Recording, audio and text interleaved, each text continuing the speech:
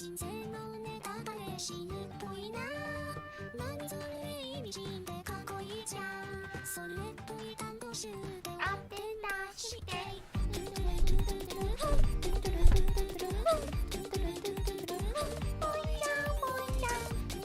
大家好，我是迷着最久的猫头鹰奶奶。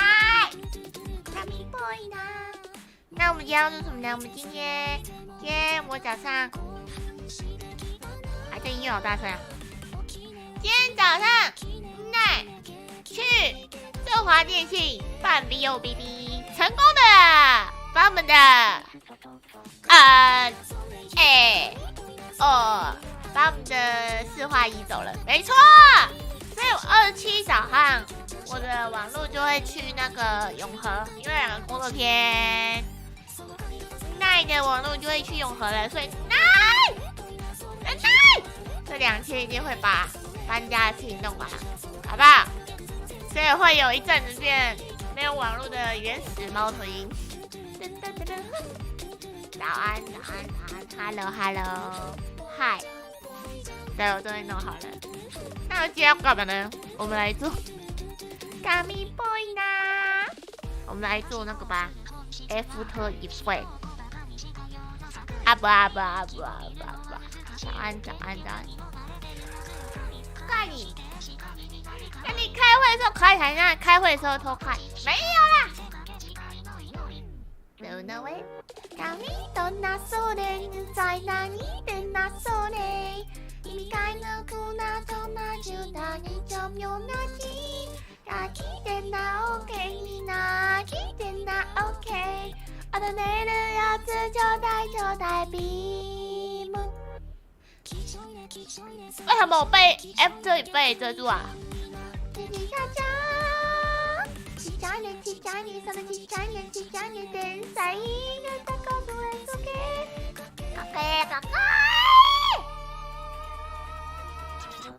还有开字幕，这样你还可以偷瞄。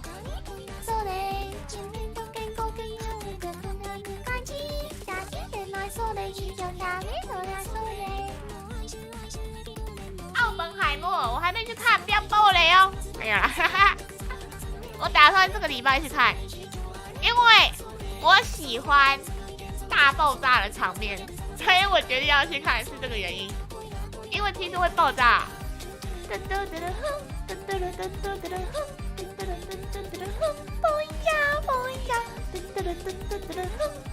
我之前有看诺兰导演的那个天然。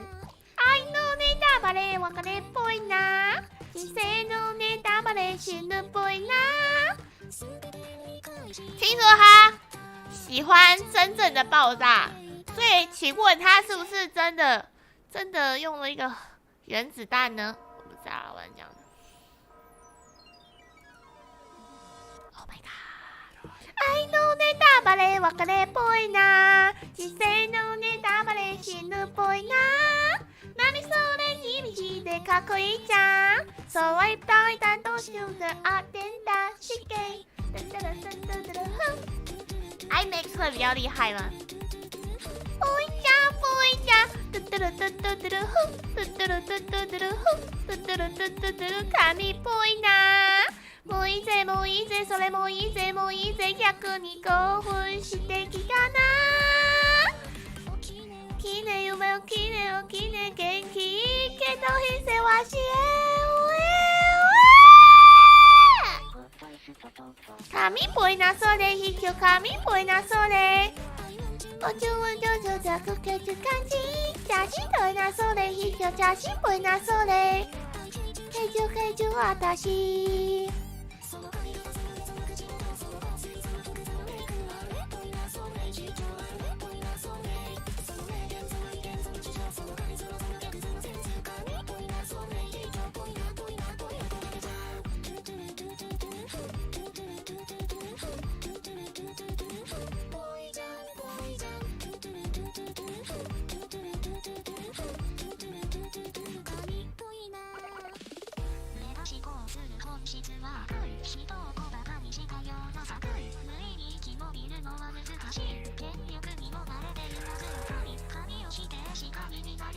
看一下。どのえ？何でなそれ？うざいがにでなそれ？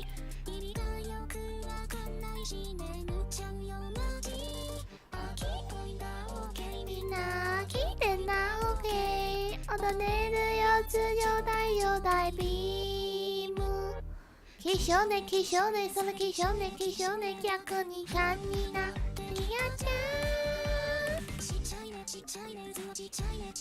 天才英語国名それかけかけ。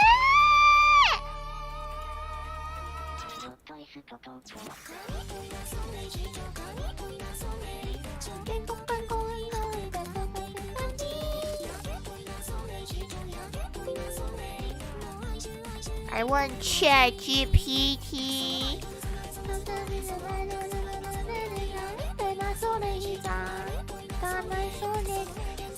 请问，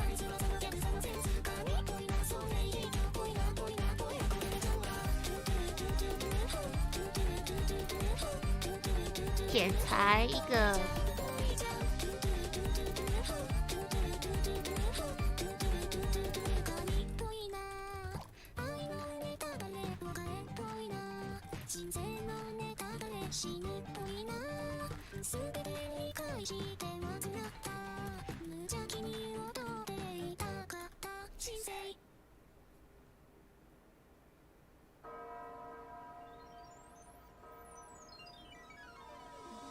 Ctrl Shift 下 D。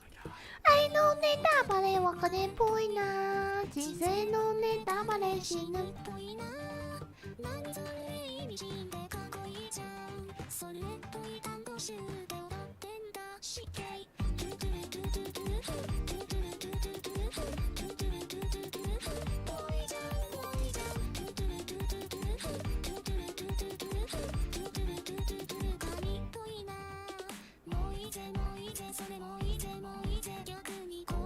してきたな。起きれ起きれ起きれ起きれ元気けど人生は自由のホットイストトート神っぽいなそれ以上神っぽいなそれ体温中IQ が下がっていく感じ写真っぽいなそれ以上写真っぽいなそれ愛情快情快情私为什么它变黑白的？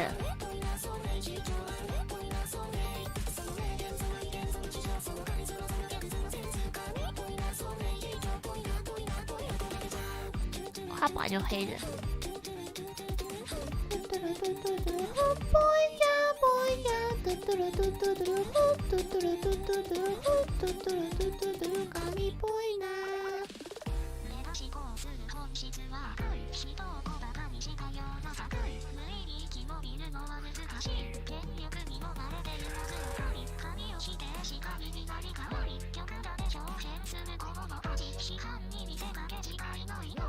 どうのえ何でなそれうざい何でなそれ意味がよくわかんないし眠っちゃうよマジ秋っぽいんだ OK みんな秋っぽいんだ OK 踊れるやつちょうだいちょうだいビーム気象ね気象ねそれ気象ね気象ね逆に勘になりがちゃんちっちゃいねちっちゃいね図もちっちゃいねちっちゃいね天才孤独ですねかけかけホットイストトート神っぽいなそれ以上神っぽいなそれ超健康健康いいはってくだらっていく感じやけっぽいなそれ以上やけっぽいなそれもう愛しエピドーメンのヒームそのタイトルそのそのストーリーその音楽その歌そのメロディーあれっぽいなそれ以上あれっぽいなそれその名言その意見その主張そのカリスマそのギャグそのセンス神っぽいなそれ以上ぽいなぽいなぽいなこれで今日は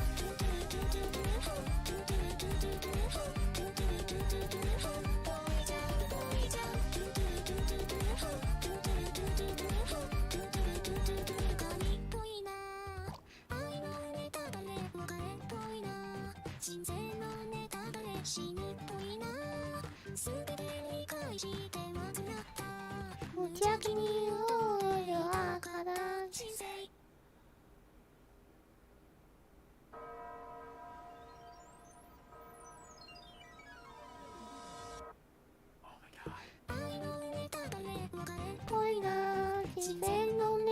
れ死ぬっぽいな。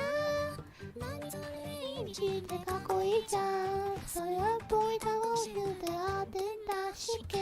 トゥトゥトゥルホットゥトゥルトゥトゥトゥルホットゥトゥルトゥトゥトゥル。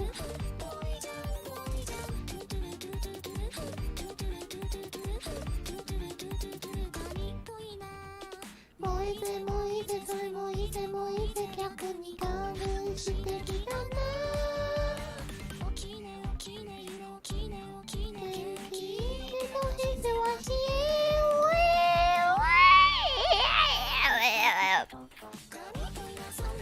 紙っぽいなそれ愛犬上夜のざるかき感じ写真っぽいなそれ非常写真っぽいなそれ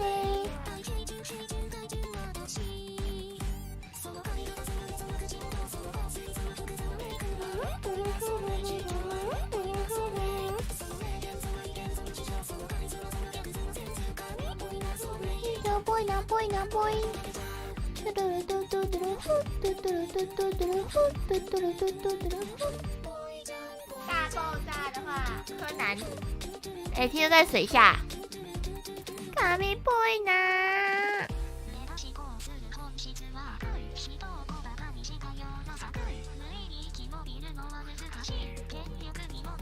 听说也是在水下。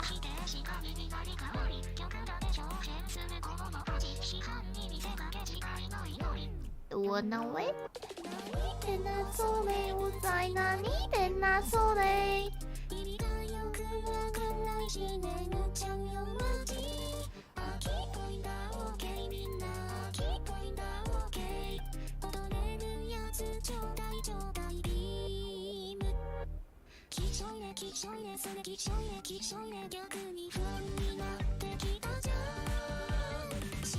ちっちゃいね図はちっちゃいねちっちゃいね天才孤独ですねかけかけちょっとイスととと紙っぽいなそれ非常紙っぽいなそれ超健康健康い果てくだらっていく感じやけっぽいなそれ非常金っぽいなそれ愛情愛情愛情あんまりそのバイトルそのそのストーリーその音楽そのそのメロディーあれっぽいなそれ非常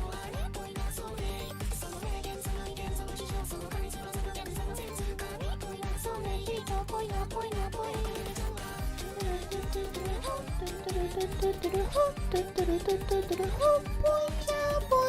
あ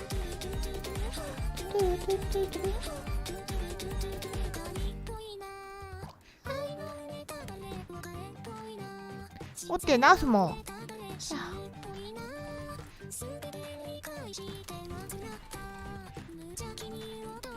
档案的名称变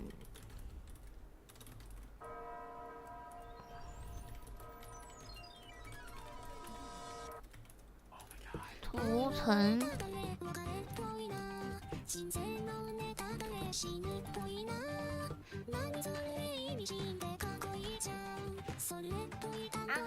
安，我没有去过小爱很婆吗？可以看。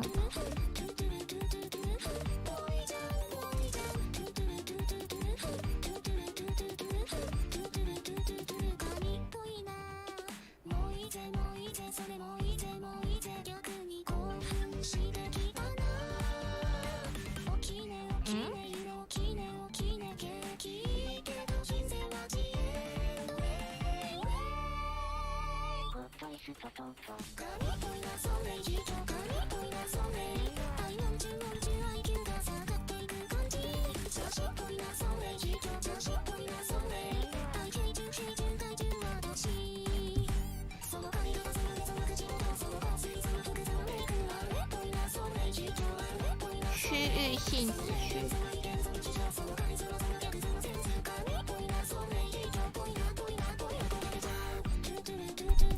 关闭的功能，区域性的区，破折号识别性。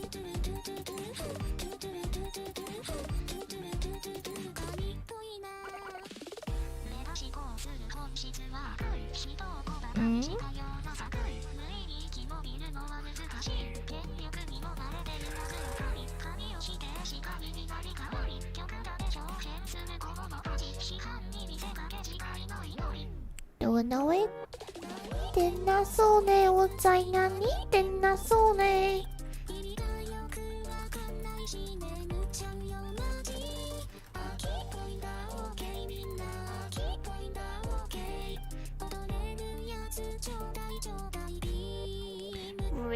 ？Region of interest after that。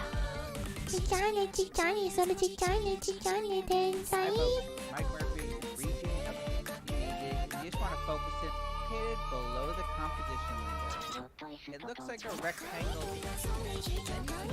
没有啊，他没有把它取消啊。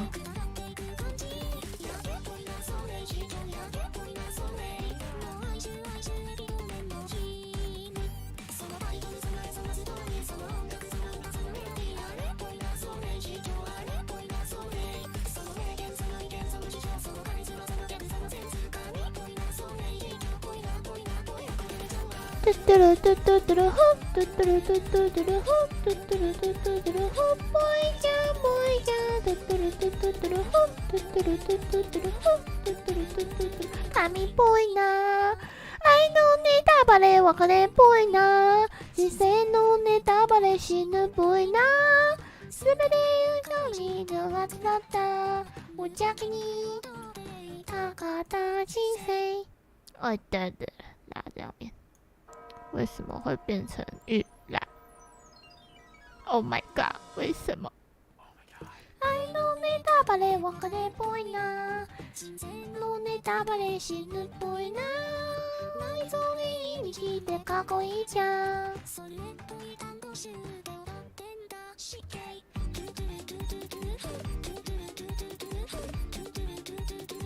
ぽいじゃんぽいじゃん。トゥトゥルトゥトゥトゥルフトゥトゥルトゥトゥトゥルフトゥトゥルトゥトゥトゥル髪っぽいな。いつさもいつもいつ逆に顔をしてみたな。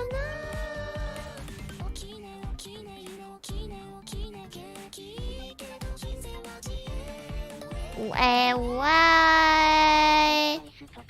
髪っぽいなそれひきょ髪っぽいなそれ写真っぽいなそれひきょ写真っぽいなそれ会長会長私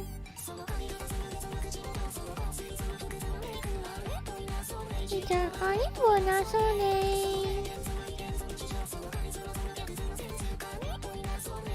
ぽいなぽいなぽいトゥトゥルトゥトゥトゥルホトゥトゥルトゥトゥトゥルホトゥトゥルトゥトゥトゥルホぽいじゃぽいじゃ髪っぽいな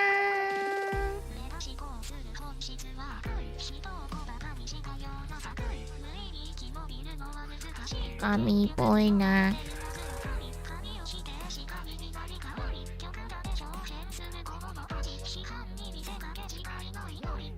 我哪位哪里的那それ我在哪里的那それ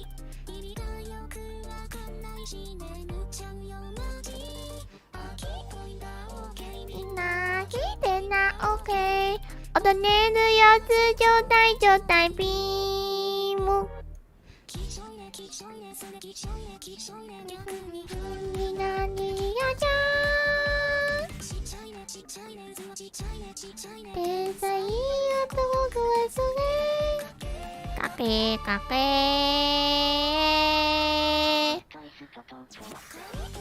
我会跳这首吗？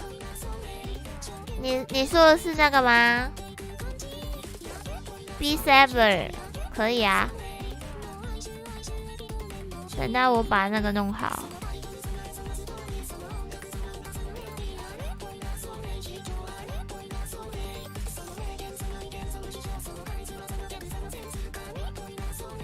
ぽいなぽいなぽいトゥトゥルトゥトゥトゥルホ等我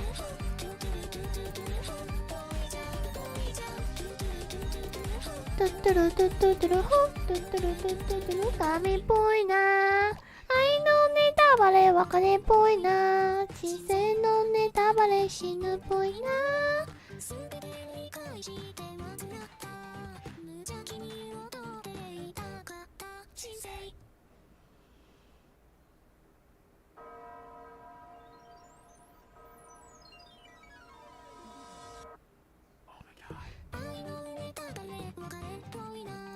紙っ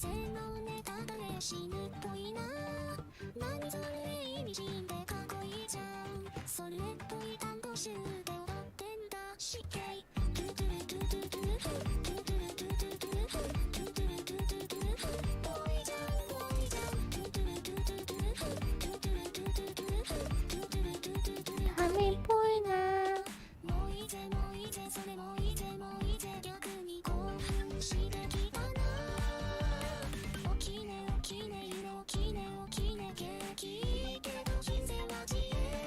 うえうえー。紙っぽいなそれ以上紙っぽいなそれ。写真っぽいなそれ以上写真っぽいなそれ。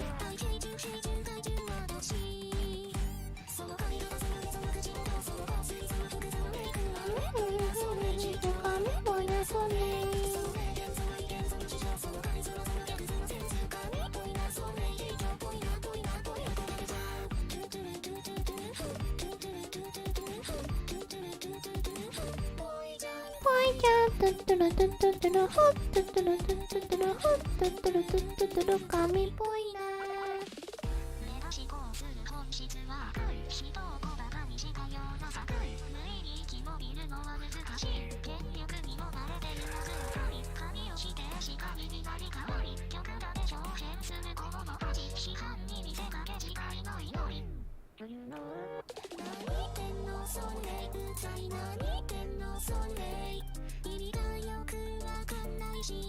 Jamomaki hagi de naokeにないでnaokeこの寝るやつちょうだいちょうだいビームきしょいねきしょいねそれきしょいねきしょいね逆に不安になってきたじゃんちっちゃいねちっちゃいね図もちっちゃいねちっちゃいね天才孤独ですねかけかけ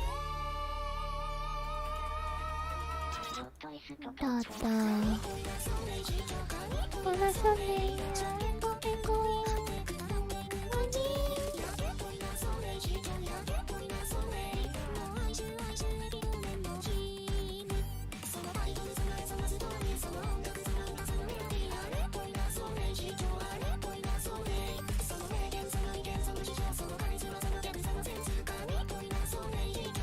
ぽいな。トゥトゥルトゥトゥトゥルホートゥトゥルトゥトゥトゥルホートゥトゥルトゥトゥトゥルホーぽいじゃんぽいじゃん。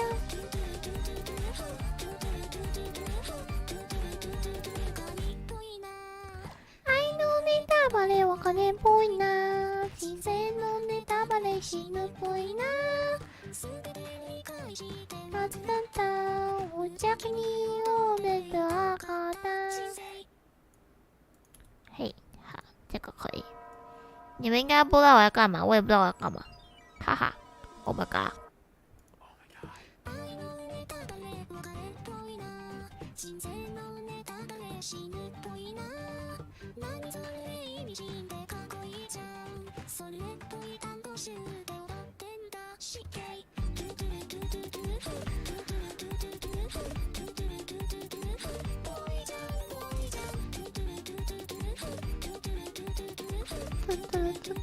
紙っぽいな。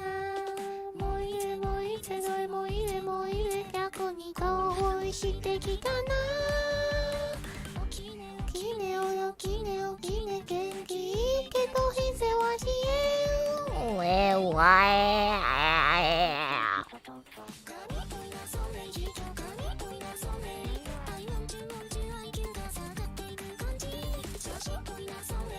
写真っぽいなそれあえちょせちょせちょ私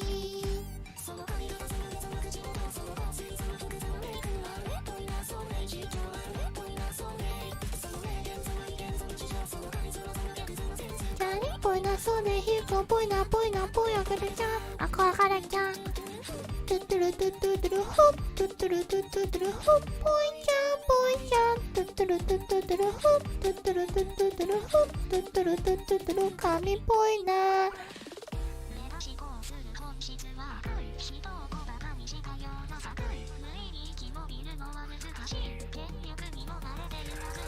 紙をしてしかりになり変わり極度で表現するこの文字どうなおい。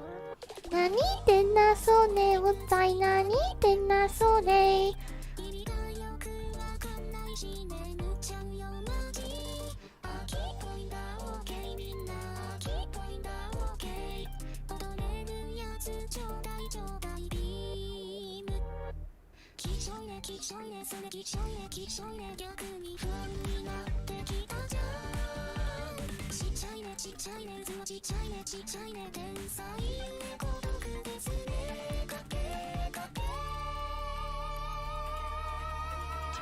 嗨，对不起，我在工作。Pre-com 后最组成。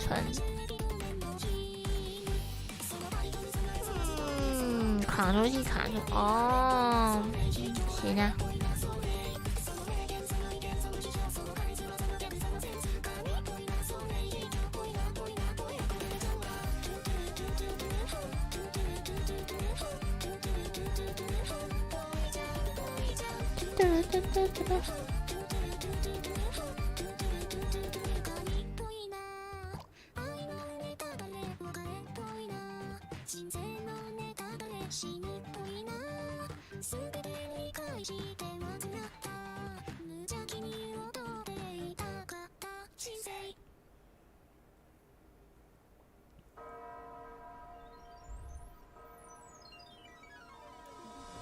Oh my god！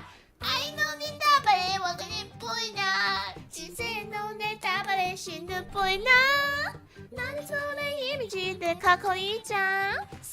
こいた講習で当てんだ試験。トゥトゥルトゥトゥトゥルホトゥトゥルトゥトゥトゥルホトゥトゥルトゥトゥトゥルホぽいちゃんぽいちゃん。トゥトゥルトゥトゥトゥル神っぽいな。もういいべもういいべそれもいいべもういいべ逆に興奮してきたな。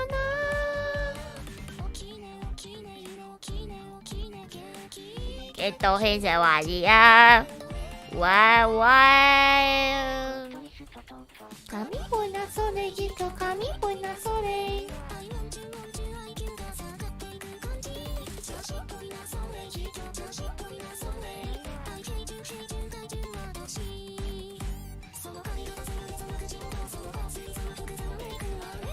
如何？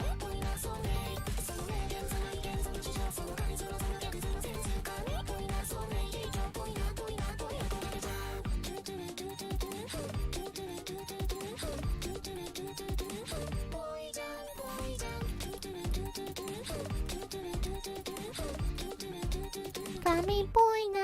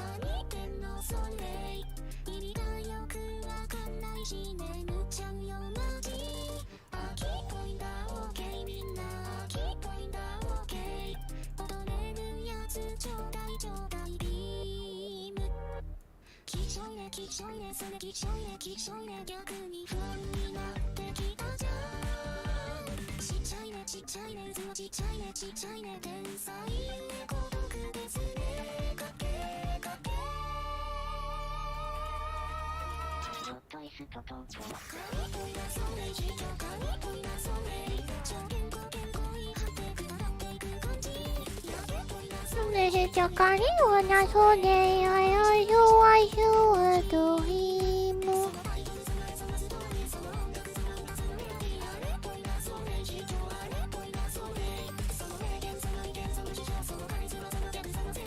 We go。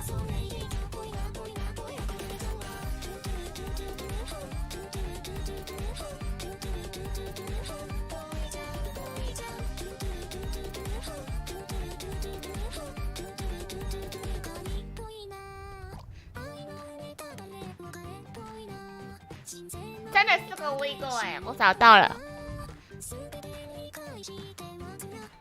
可他 Vtuber 的方式有点怪。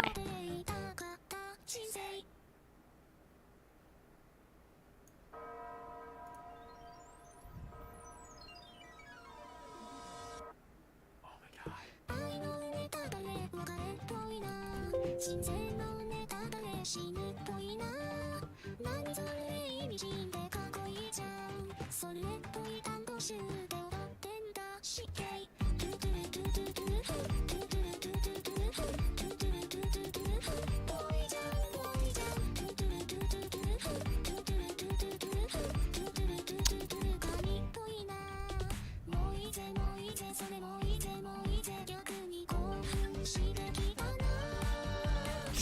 怪欸，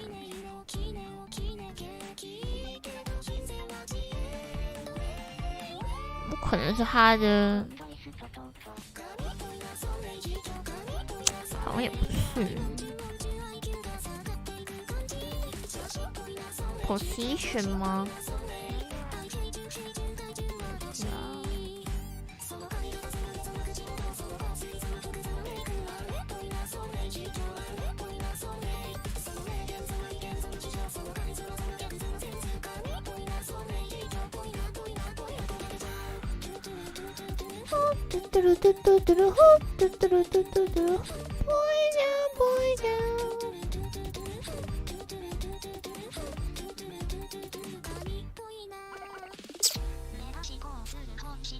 ？Anchor point。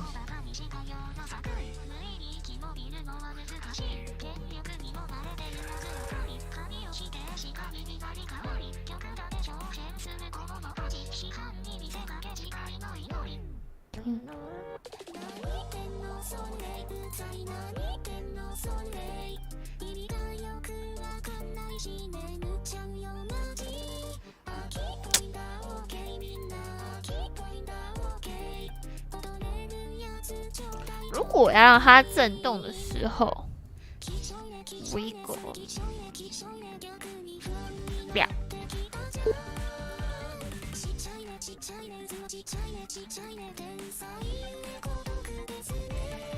只震动上半部，还有残影。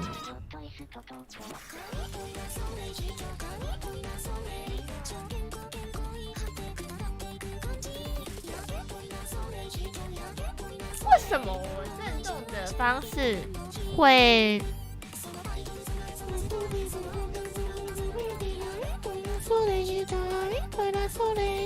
？wiggle blur， 我不是要 blur， 是为什么它可以震动上半部啊？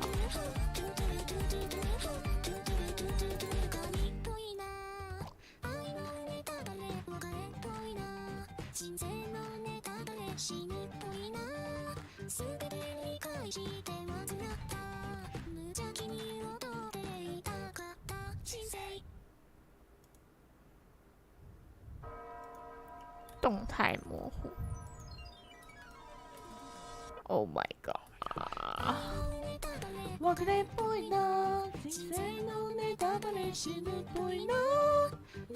动态 ，shake shake。shake blur blur， 神っぽいな。おい。興奮してきたな。起きね起きね夢起きね起きね元気。哦，什么？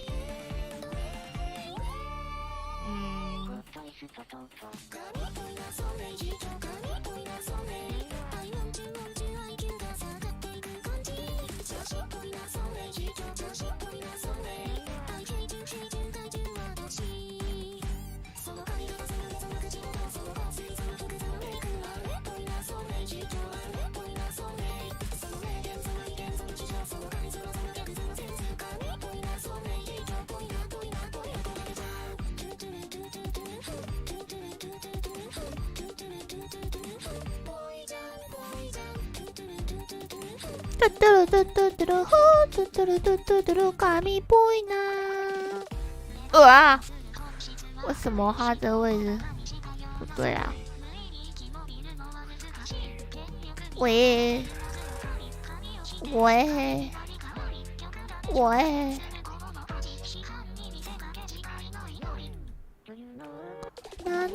那それを在哪里的那それ没有知道了就有默契。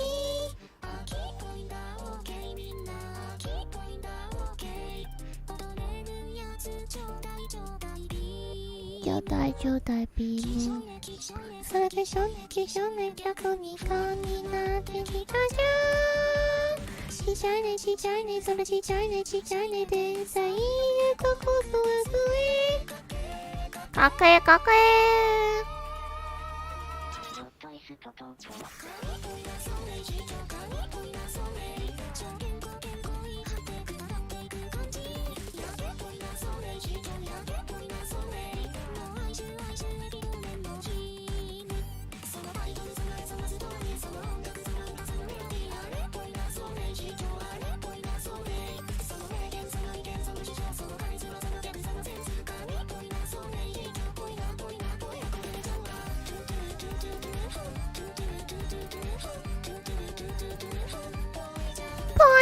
ドゥドゥルドゥドゥドゥルホッドゥドゥルドゥドゥドゥルホッドゥドゥルドゥドゥドゥル神っぽいな。愛のネタバレお金っぽいな。人生のネタバレ死ぬっぽいな。すべての犬はそった無邪気にただ小さい。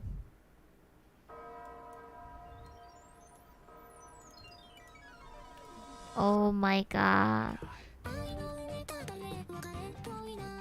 人生のネタバレ死ぬっぽいな。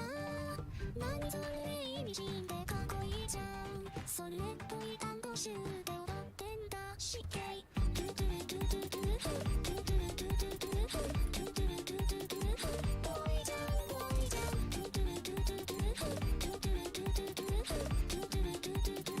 っぽいな。もういいぜそれもいいぜ逆に興奮してきたな。起きね景気けど人生は自演のホットイストトント神っぽいなそれ人神っぽいなそれ愛文字 IQ が下がっていく感じ。調子っぽいなそれ人調子っぽいなそれ愛平準体重はどしその髪型その口元その香水その服そのメイクあれっぽいなそれ人あれっぽいなそれその名言その意見その事情その感情その逆そのセンス髪っぽいなそれ人っぽいなぽいなぽいな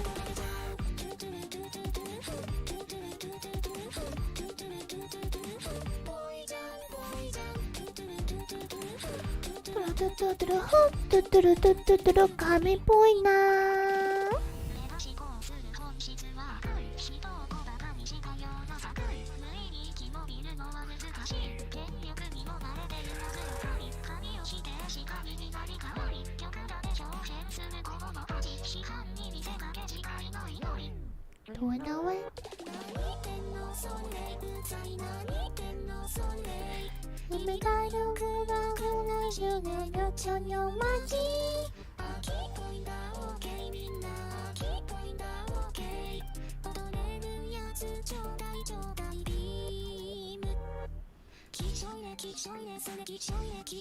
逆に不安になってきたじゃん。ちっちゃいねちっちゃいね天才孤独ですねかけ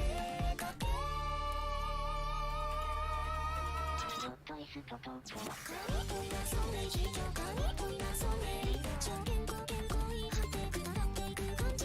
神っぽいなそれ人愛の愛そうね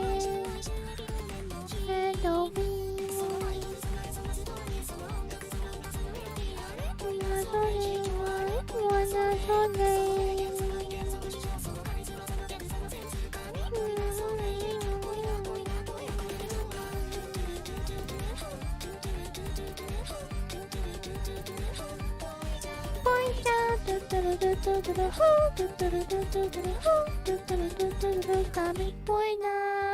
愛のネタバレお金っぽいな。人生のネタバレ死ぬっぽいな。愛のあなたを邪気にいながら人生。我放弃。怎么那么难弄啊？为什么他要 Wiggle 字？他下半部没有动，上半部有。那他肯定不是这个 Wiggle 啊，他肯定是 Wiggle 上半部。那他这个应该是一个图，而不是一个字。然后他用的可能是我不知道 ，puppy position。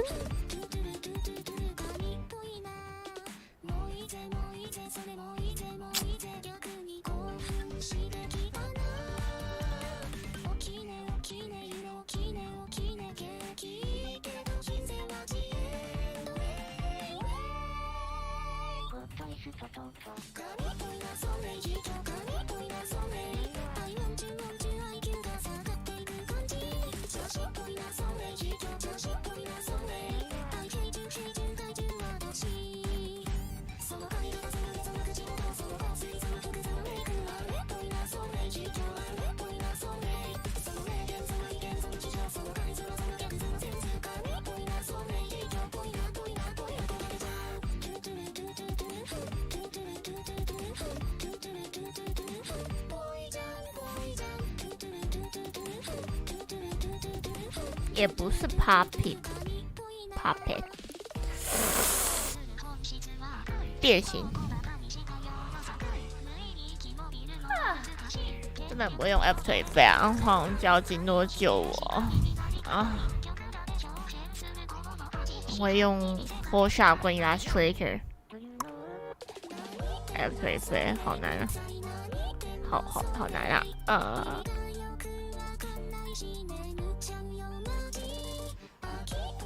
，OK， 你那一人那 OK。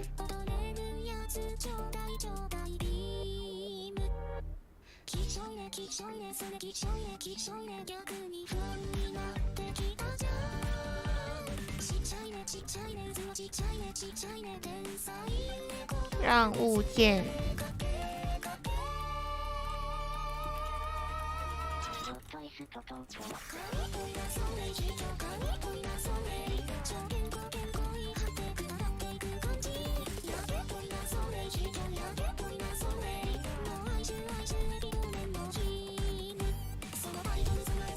Echo，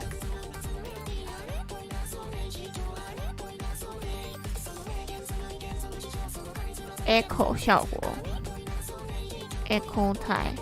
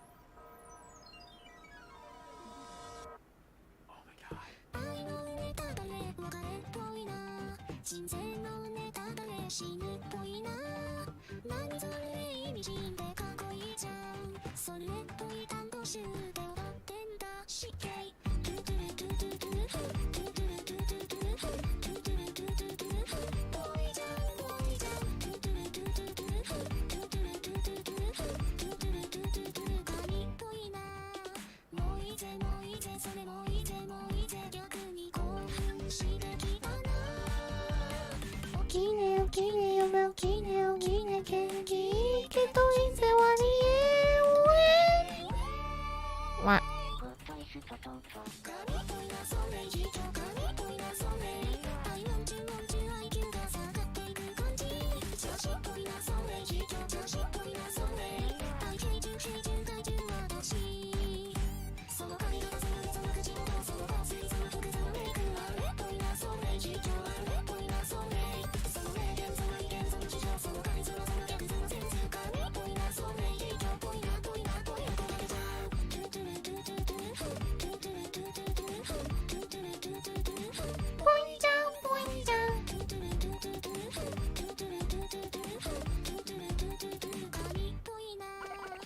！Echo。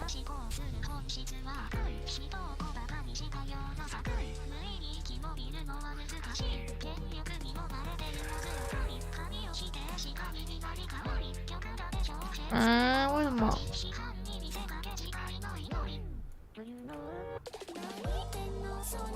在哪里的那首泪？Rotation。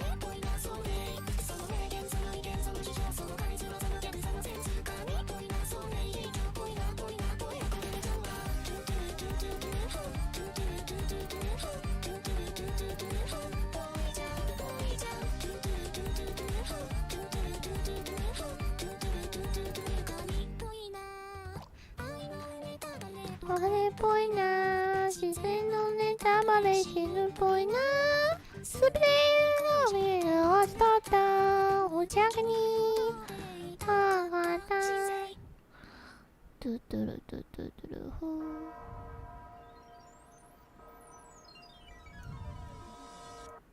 Oh my god。愛のネタバレ別れっぽいな自然のネタバレ死ぬっぽいな对，那个是 After 一半，我在努力的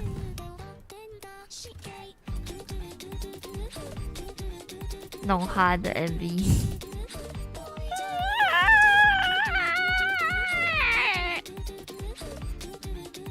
神っぽいなタコに興奮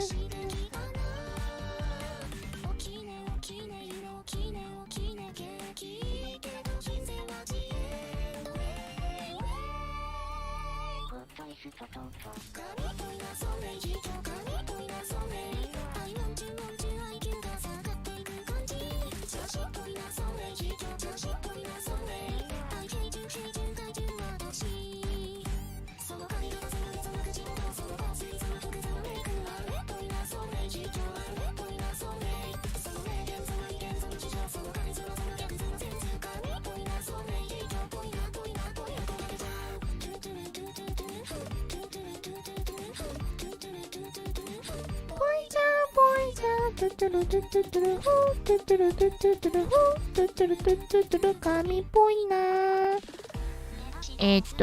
是 Precision Rectangle Transfer。它的表达式呢？表达式 size 啊！按到了，等闻到味。等那手呢？我在哪里？等那手呢？呀，差不多吧。等那 OK 你哪里？等那 OK， 我的年龄要是就来比目。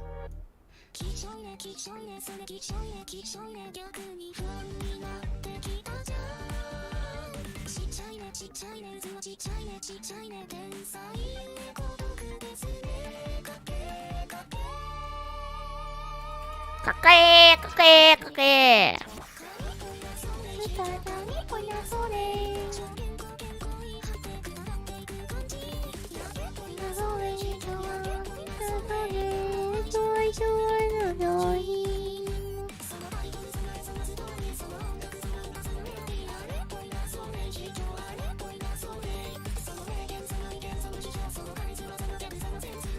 buena sobre hijo, buena, buena.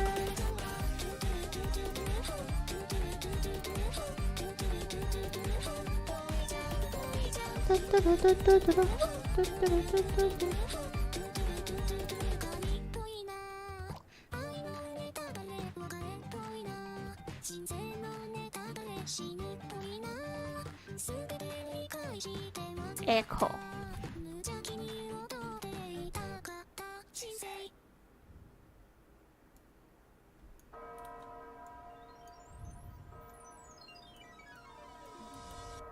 position。気仙のネタバレ死ぬっぽいな。心臓に生きてかっこいいじゃん。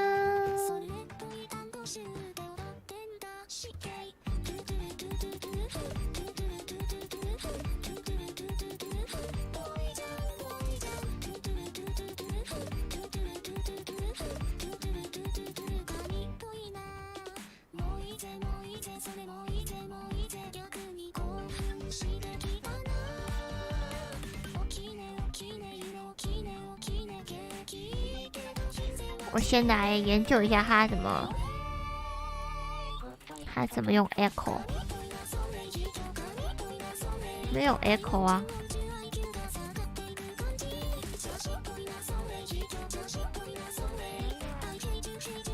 After Effect echo。Hi folks, it's Mike Murphy, and today's quick tip is using the echo effect.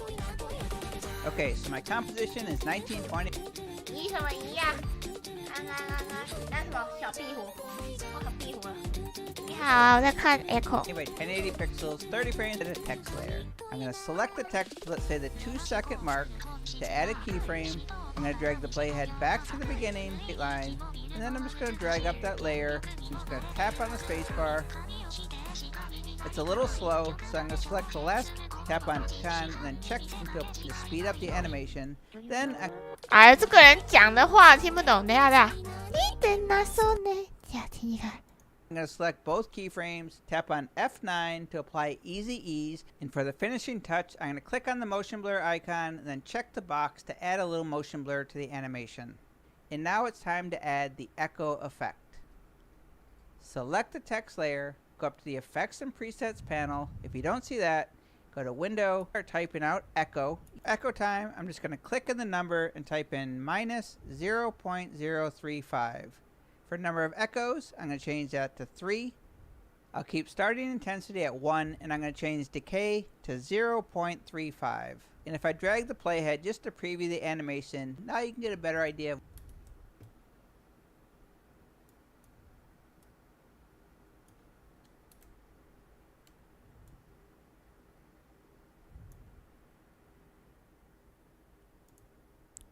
不回家，不回家。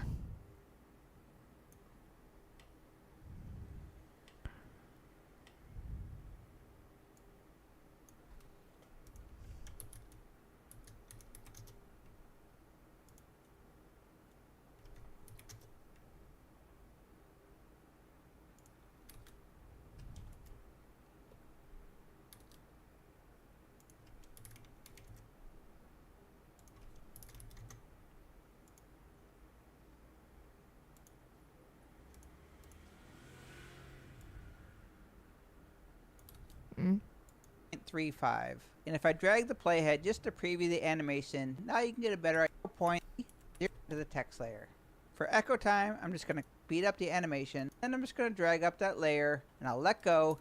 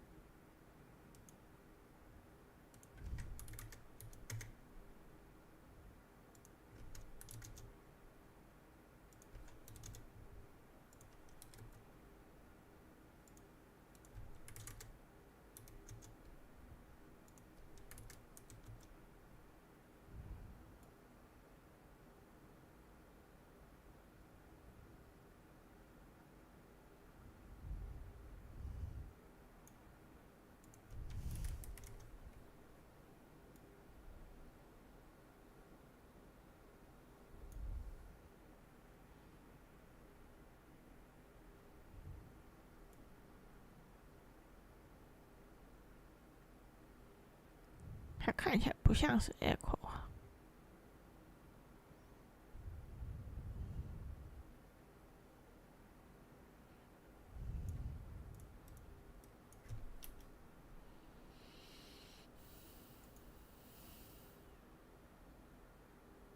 Force motion blur 试试看，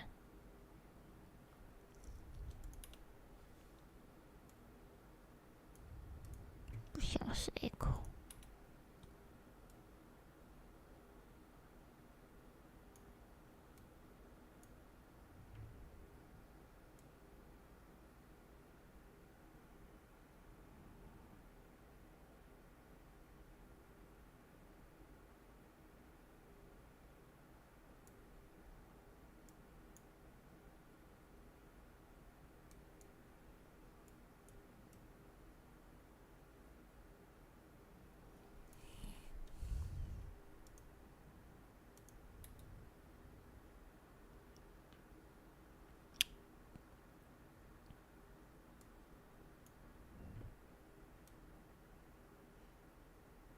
这是啥？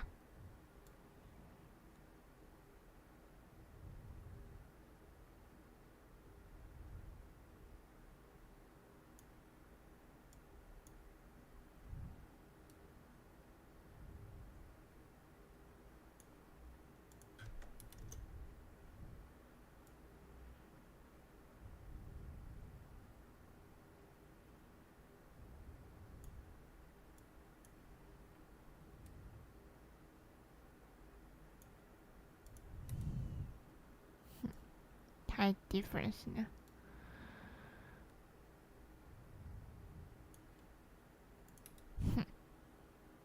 ？Pixel motion blur。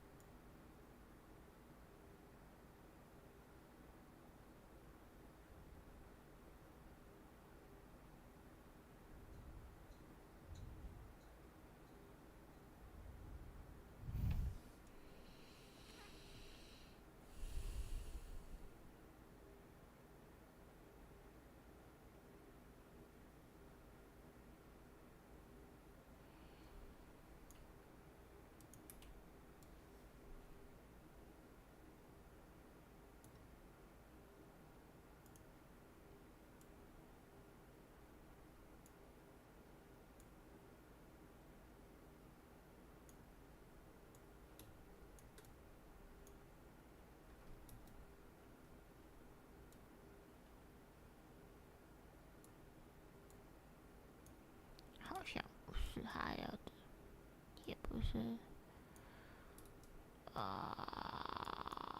不是要 echo 啊，这个吗 ？Motion trail is it? Hello, in this After Effects tutorial I'm going to show you how to make this really smooth looking motion trail, and I'll show you. Okay, in After Effects, text layer keyframe, hit F9, you can just ramp up and finally and type loop out. Loop out. It'll just loop back and forth between up. So let's pre-compose this by hitting Ctrl+Shift+C, and we'll call this animation trail effect, and we can pre-comp animation pre. Let's duplicate our pre-comp. We'll call the top layer fill, and the bottom layer trail. Go effect. So go to time. Time 有没有是 echo？ 为什么有 And let's just echo？ move down our timeline so we have a bit of motion.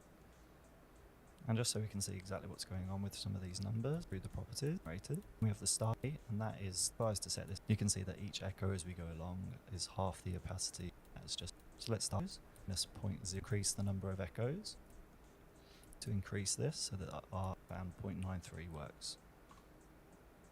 And we can preview this. You may need to set your resolution to half. 哦，好酷啊！ Step and a really quick and easy way. And you can just increase the blurriness until that stepping goes away. I found something between 10 and 15 works well. Now let's add some colour, and we're going to do that using as like colour on the input values. So we have an input and we have an output, and because we're setting our input as alpha, yeah. straight away you can see that as our echoes fade off by just selecting ramp grey. As you can see, this you modifying our alpha. So let's. And as it fades off, I want it to change to a dark blue and dark. Here we've got some.好恶的颜色。 Trail that we've got going on now. Wow. And this is already looking really cool. Now, next thing we want to do is add the really slow ghosting effect. So let's start off by duplicating our trail, and we'll call this Slow fade. And things we need to tweak in the echo settings in order to get our trail to slowly fade. First of all, we need to increase our echo time, and I found minus 0.01, quite a lot. It's the doesn't quite look weak. Low trails go back in dark, mask in the background, and let's just feather off the arm. Is to add a glow. I found the glow radius, the noise, and grey, and the first thing we want 10, 700, finally let 8, creating a new solid. And and we'll add okay. The next thing we can do to make our trail a little more vivid is to add a glow. So let's create a new adjustment layer, and we'll call this glow. So let's create a new adjustment layer, and we'll call this glow. Glow. 然后还要加什么？ And go to effect, stylize. 还要加什么 ？Glow. And some settings that I found work well. 为什么？ Glow. Cool And some settings that I found work well for this is to set the threshold to 40. 什么意思？你的 YT 为什么坏掉了？呱呱，怎么会？哇 And reduce the load 好 intensity 帅 to 啊 0.3. ！0.3， Now, like any old school effects, we want to add a bit of noise. 不用免费吸，我也爱你啊！为什么 And go to effect, ？Noise，然后 noise and grain, noise. And we noise， can zoom in. 好 Really 帅 there's something between. And don't forget to check repeat edge pixels. ！Yeah， 为什么？ And we can set the blur radius to something between 0.5 and 1. And don't forget to check repeat edge This pixels. box blurred. Now, to further enhance the effect, we can do a little bit of color correction. So let's create a new adjustment layer again, and I'll call this CC for color correction. And first CC of for all, I'm going color to add a correction. curves, and I just want to bring up the black bubbles. 对啊，还有什 To 么 add a curves, ？CC and I just want to bring up the black bubbles. Then color color correction, color hue and saturation, and we can drop the saturation down. 对，它刚刚一开始那个 color Then saturation down, say minus. Okay, and the final thing we can do is add some film dust. By create. Let's go to effect. dust. Yeah. Solid. Let's go to effect. Effect. Noise and grain. Noise and Fractal grain. noise. And the first thing we want to do is reduce the scale to Reduce something scale. around 10. 10. And let's Oh. increase the contrast, and something between 700 and 800 works well. 你也要丑。 And finally, let's just reduce the brightness until we get an amount of dust that looks nice. 哦。Okay, something looks quite sharp. And we'll set this to something like 0.1. The easiest way to do this is using an expression. And because we want to see our random watch, and type time. And because we want to see our random C change on every frame as though it's actually film, we'll multiply the time by our frame rate. Time. And if I go through frame by frame, you'll see our dust changes. And in mode, and now that you have the base of the effect built, you can really play around with creating some cool looks. Thanks for watching, and goodbye. 好酷哦 ！Graph Meal， 追踪它了。我帮你用。你狗，我的娘娘那个双猫猫。我在看一个，它都好酷哦。Hey, in this tutorial, we'll be creating the shiny looking chrome type all in After Effects and with no plugins. Okay, so let's create a frame specific. And let's use the align tool to center quickly to affect the look transform. Then let's deselect uniform scale and increase the scale height. Now let's select the rectangle mask tool and draw a mask around the bottom half of our text. Then let's select our text layer and hit E to reveal our effects. And now the transform effect will layer up and then tweak the position or anchor point of the transform effect so that it all lines up again. Okay, and now this is looking good as it. So we can go to something. Construct compositing to reveal our effects, and inside the transform effect, hit the plus sign next to the compositing options. And now the transform effect will be only constrained to the mask. Now we just need to tweak the position of the mask so that so let's move lines up again. Effect, matte, symbol choker, and increase the choke amount to reduce the thickness of the letters. And finally, nice wavy look. Down leaving the sides at 100 and dropping the amount to 30. Oh. Okay, so for the chrome look, let's just to create instead of this noise, scale the height and variety of the gradient, and then let's apply it. Now if I found we can then base for every color. I found by drop the strings until percent around that, which will easily alter how much of the glare key. Luna key. Then finally, which will easily next noise effect. Let's just add a cut effect. Okay, and there we go. And now that we've got the base effect built, it's really easy to jump into the gradient pre-comp layer and tweak the gradient map. 我喜欢。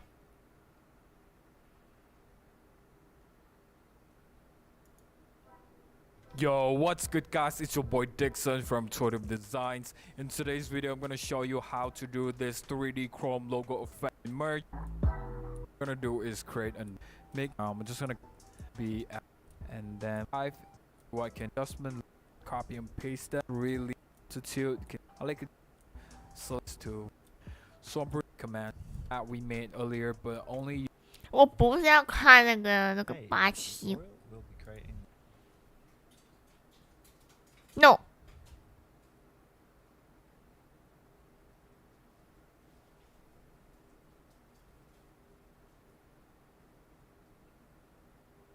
继续弄。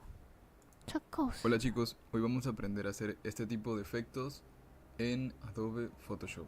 Les 我 recuerdo 不 que 要 pueden 用 seguir 佛 mi 像， canal 不 de 是 color. 要用 After Ok, Effects。 Entonces, 我当然知道， clic 佛像都好会用啊。 solamente vas a... La segunda manera 下午好，对，这好帅。 Is this possible with just 2D shape layers?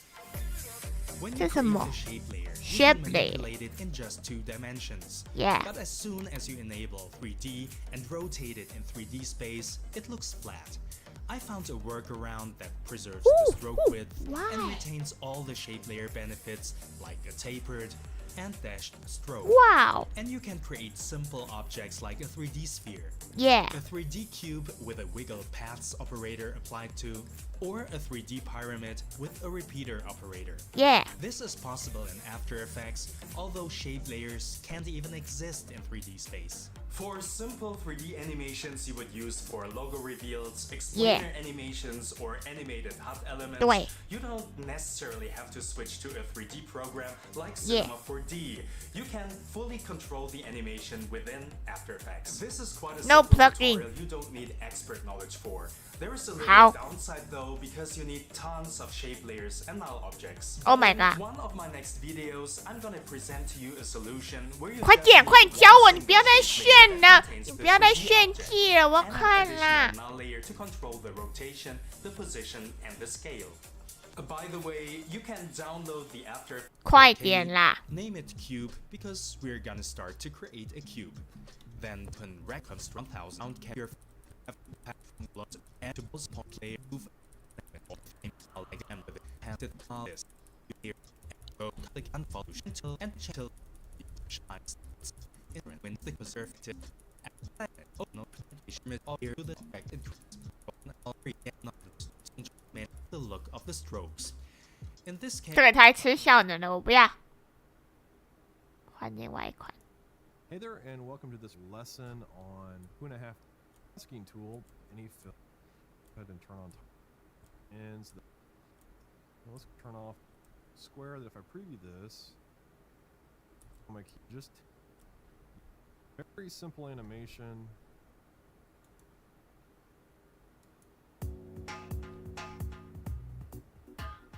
How 可爱。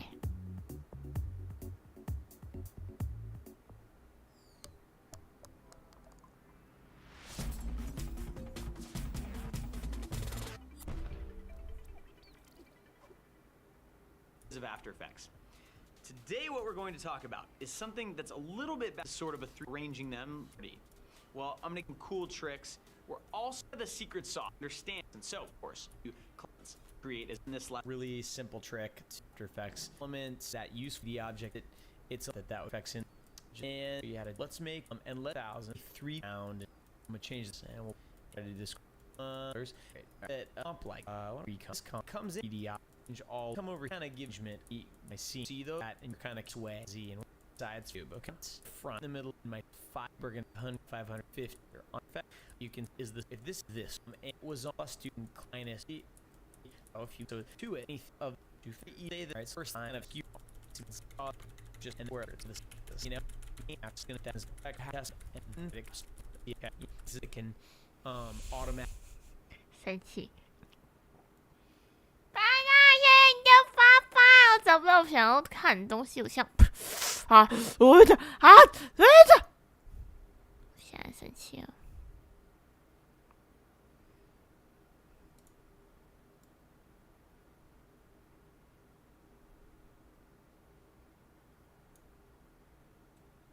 愛のネタバレは変っぽいな。人生のネタバレ死ぬっぽいな。何それいい字ってかっこいいじゃん。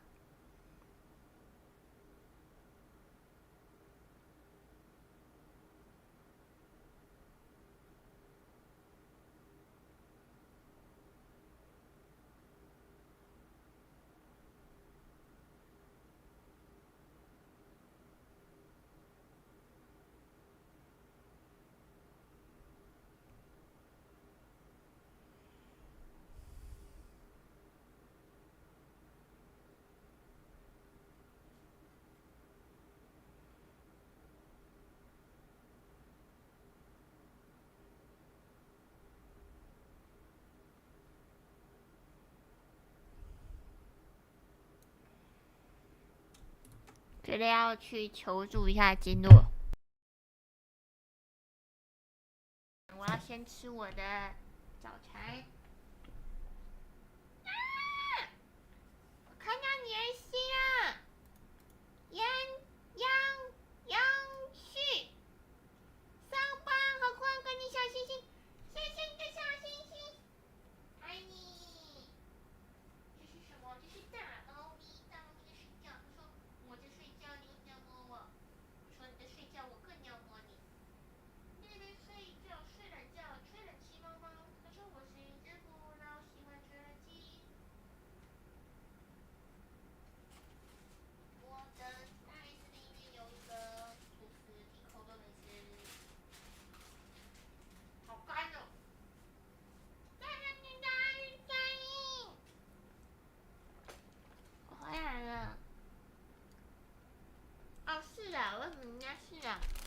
那我有一个吐司，你想吃吗？不分你。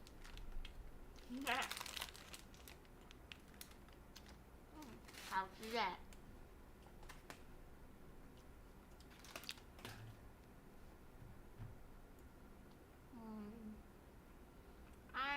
那大阪也玩个日本啊，真假？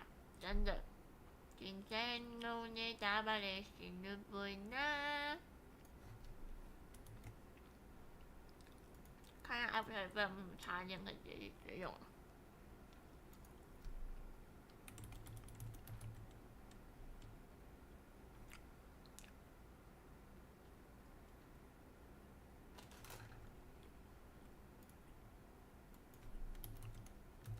插件。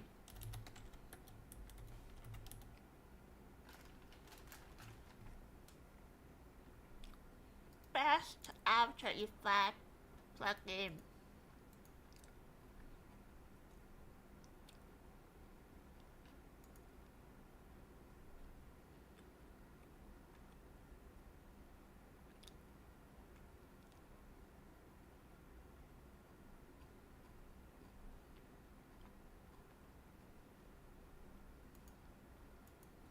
Motion plugin. 那你喝水为什么要喝那样？Motion tool plugin.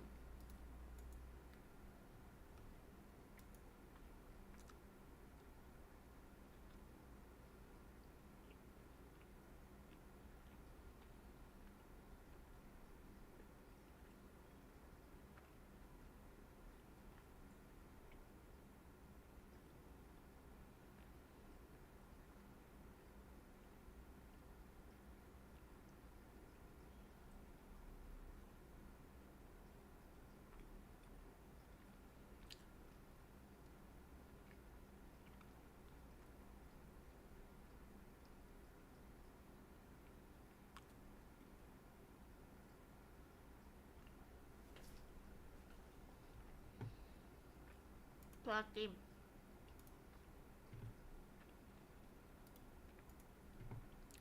Motion tools tool. 苹果好像买这个。How it works. Watch video. Hi everyone and welcome to the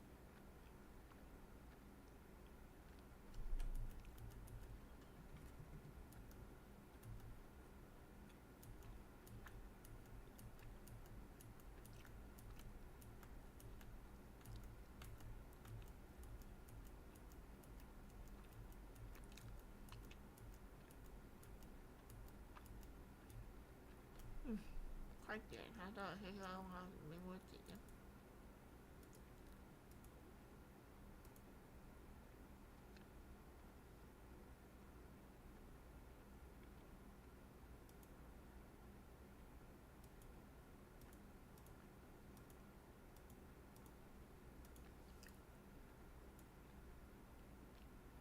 是要不要脸试的啦？死都不给我看。Motion tools. Pro. Tutorial.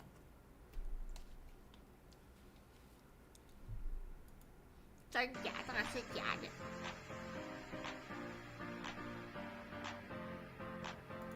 他都会播音乐给我听。我要知道这东西干嘛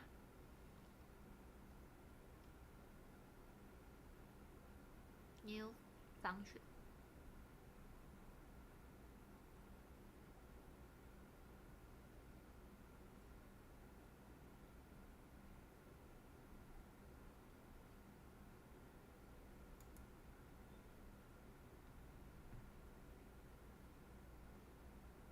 Learn how to make them. 这在干嘛？看不懂。Cinema 4D。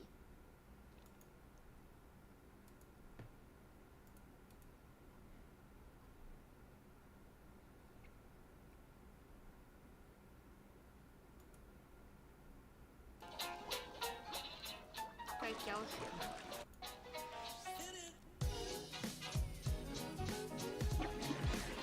还干嘛？这个影片好怪哦！这个教学影片在放梗图哎。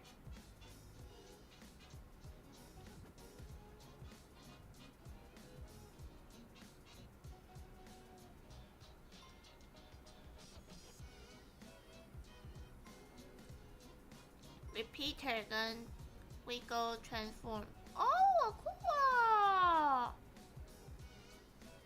给你们看，我都看什么了？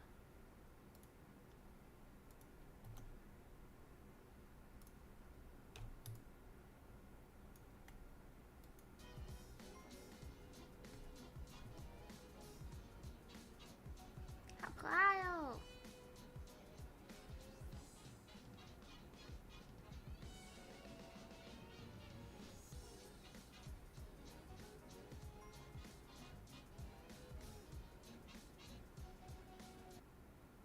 他到底在干嘛？你自己看，超好笑的。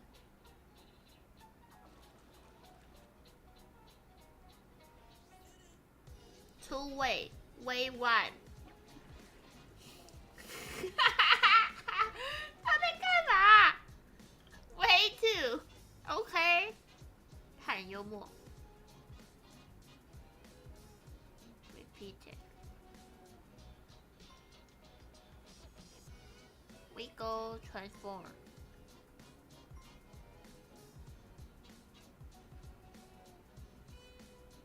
Add second wiggle transform.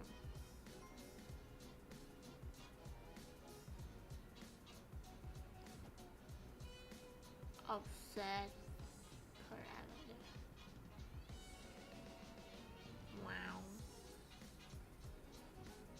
Mask. That's it.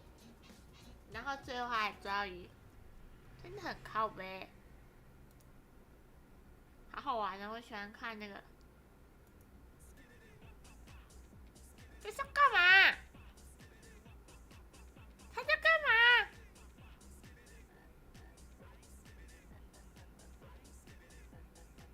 什么挖个小啊？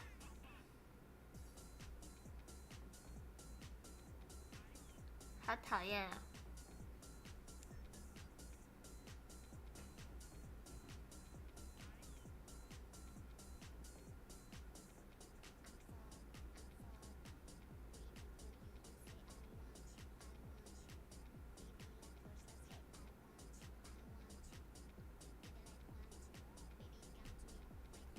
然后呢？好讨厌哦！你讨厌死人！这个好讨厌哦！这个教学好讨厌哦！这到底在干嘛？我要先给他按个赞，他好怪，我要订阅他。他好怪。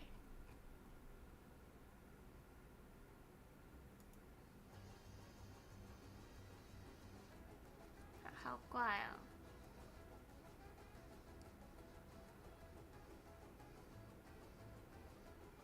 这在干嘛？这在干嘛？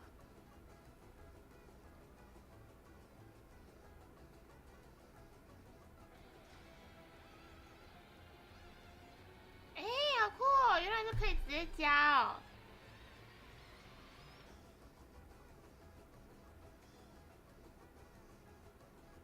我以前还真的都画很多张哎，我以前要做这种效果的时候画好多张哦，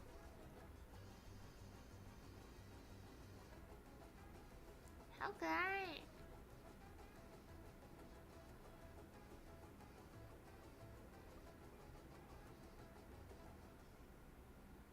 好可爱，我喜欢这个。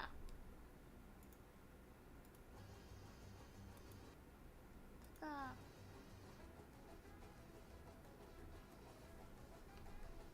我不是怪人 ，Turbonet。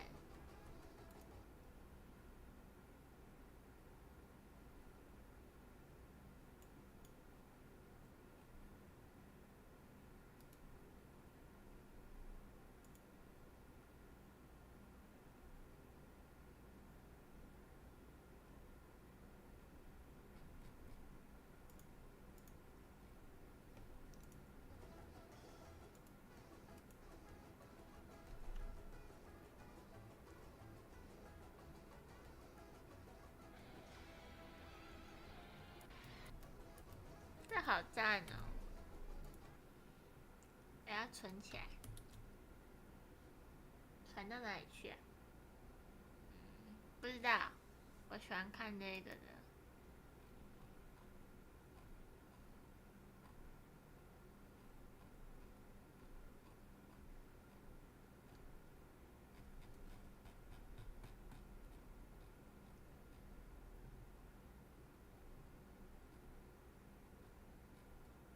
刚刚有一个。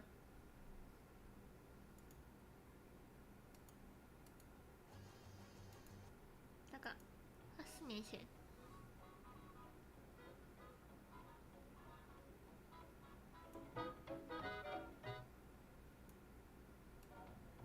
这在干嘛啊？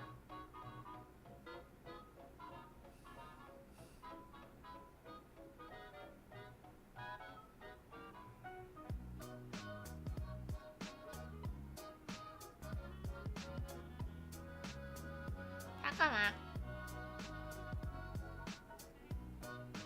他干嘛？看不懂。等一下，再一次。看不懂他想干嘛？等一下，你要干嘛？你看这一段50、90 ，OK。然后呢，你想干嘛？看不懂他要干嘛？好好笑，乒乓好，还要左右震荡。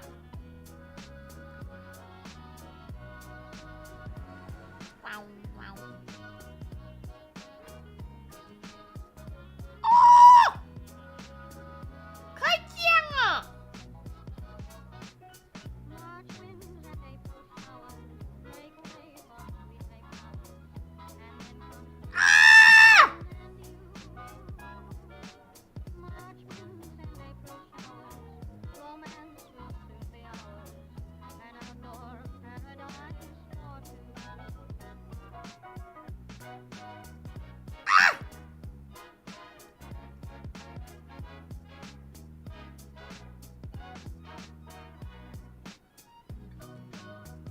移下去，对，移下去，对。然后你要干嘛？你要干嘛了？要 rotation 而已。你怎么知道这不是对的？你万一跟他歪了呢？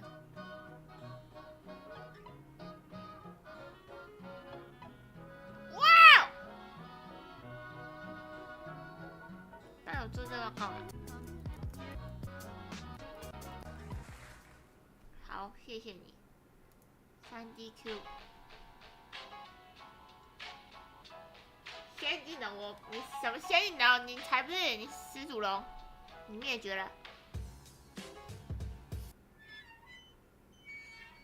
来干嘛？快笑死！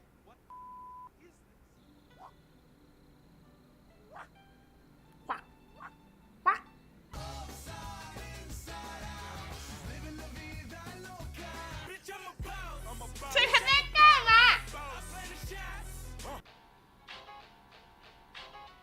这个教学在干嘛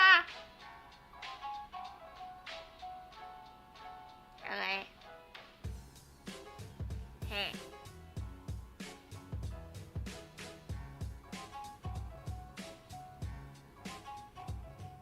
，stroke。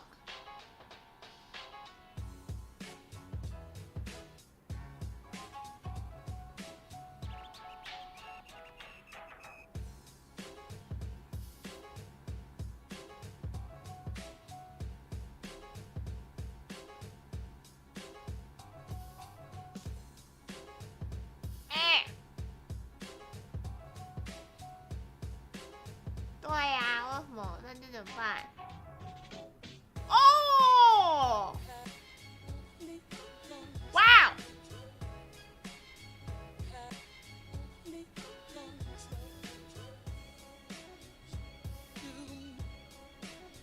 他那个好聪明，他这个比其他人聪明。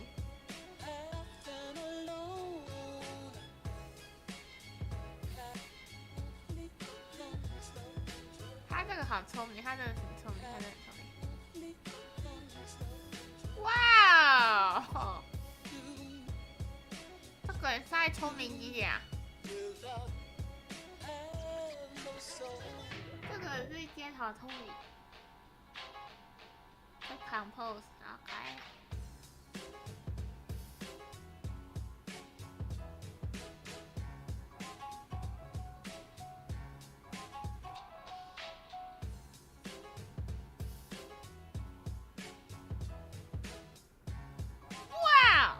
下来啊！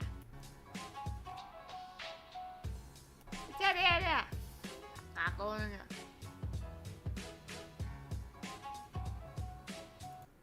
Collapse transformation。为什么点的那个不一样？等一下 ，collapse。For player collapse transformation。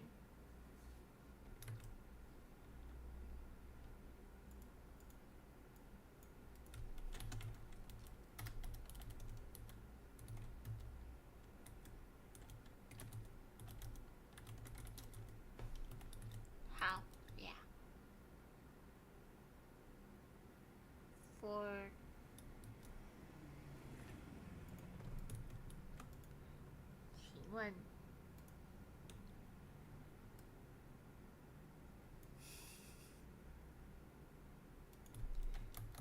请问点一个看起来像准星的有什么功能？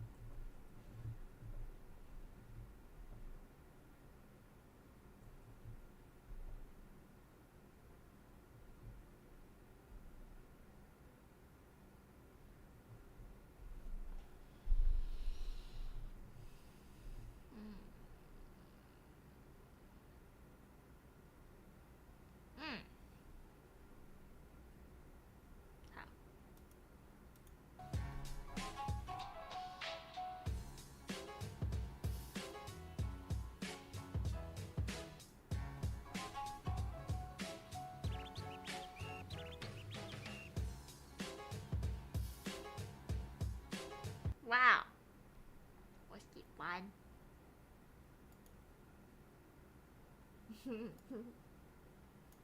哎呀，很厉害。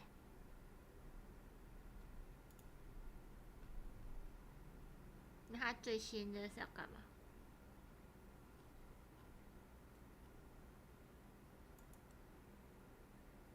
啊！我不要西马佛迪，看到头的痛。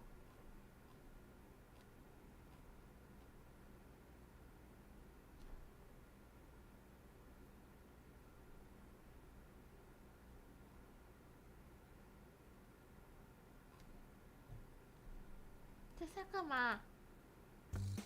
这是要干嘛？这是要干嘛？救命！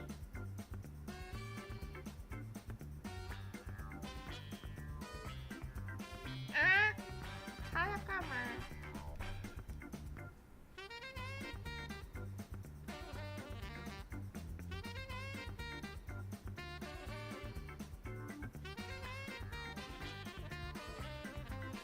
他想干嘛？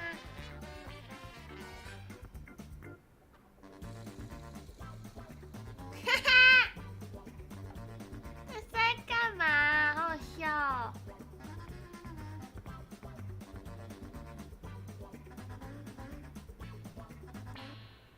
好 ，OK。好讨厌哦！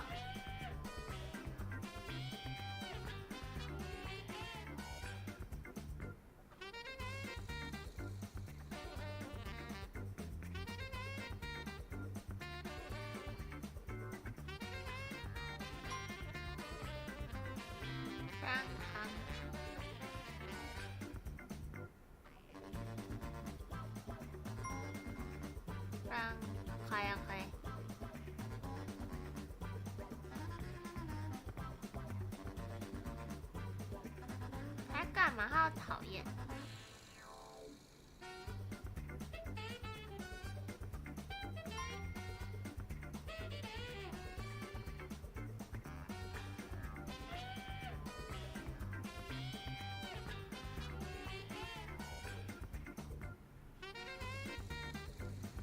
好，知道你已经在用了，我知道。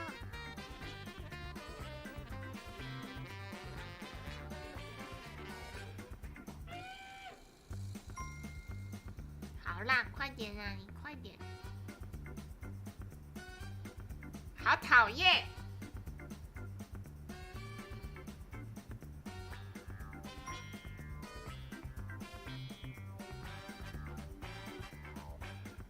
好讨厌！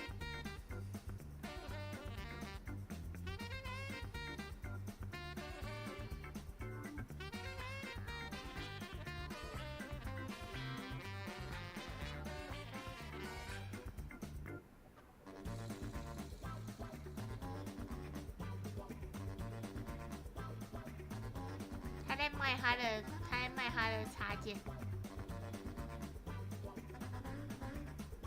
啊！好讨厌哦！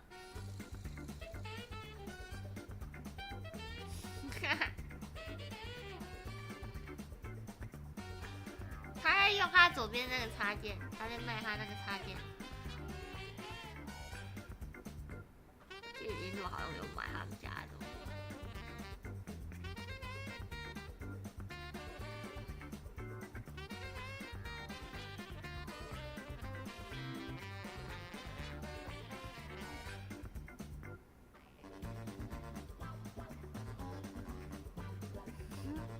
大家干嘛呀？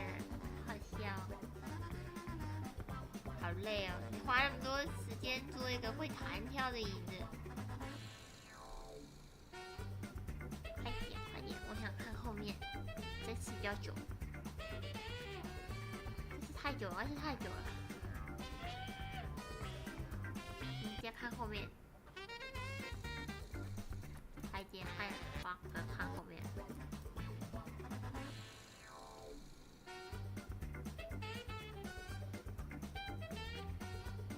他到底为什么要做那么久？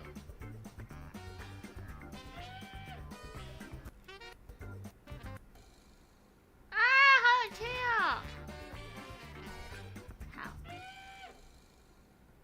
那假3D，我喜欢看这个的，这好好玩哦，他们的影片。这是干嘛？他头好讨厌哦！ Oh my god! From a vector software of your choosing. I used Affinity Designer, Show Illustrator, me! whatever you want. Inkscape, go for it. Boom! We will rig this character together. Oh, look We at the will guys learn a little bit more! of programming for the switches and the head turns. And we'll make the hair move automatically. And we will learn to dance. Not very good at dancing in real life, but in Blender, different story. Gonna learn how to do that. Gonna learn how to do that. Gonna learn. Enroll today. See you. See you in class.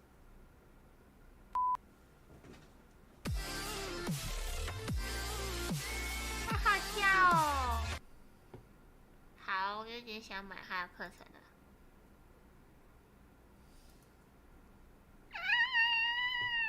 他好乖啊！安安，苏熊。 Hello, this is Motion Design School. Sasha is on the mic, and in this short tutorial I'll show you how to animate tentacles with the help of Duik. You can find the project files and the link to download Duik in the description. Let's get started. First, I will select a tentacle. I'll rotate it horizontally and place it in the center of the composition. Let's also place a guideline along the tentacle. Then I will select the puppet position pin tool and put dots along the 太 guideline 多 density. 个了吧？太多个了。 Now let's open the Duik window. Go to Window, Duik. Then I'll select all puppet pins in the FX tab.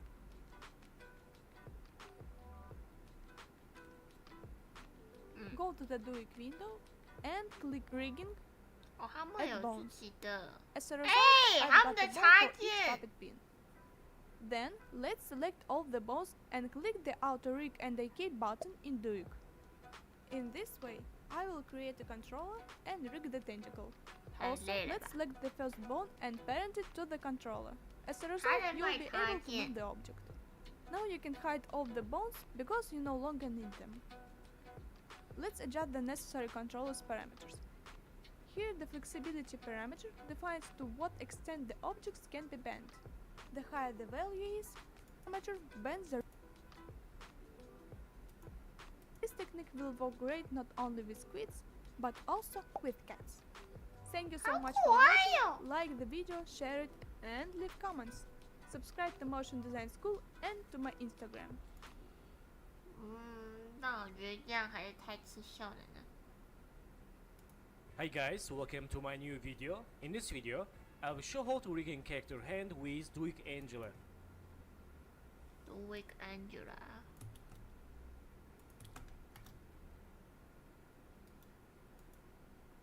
卖多少？卖多少？我只要看你卖多少而已。啊，免费呀！免费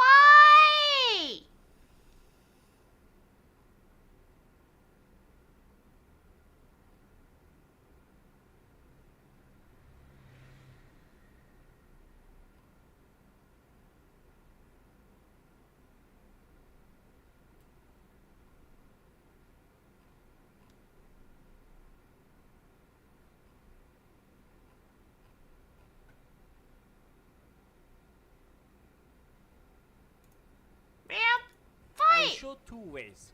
Let's get started. And move time. This is 11.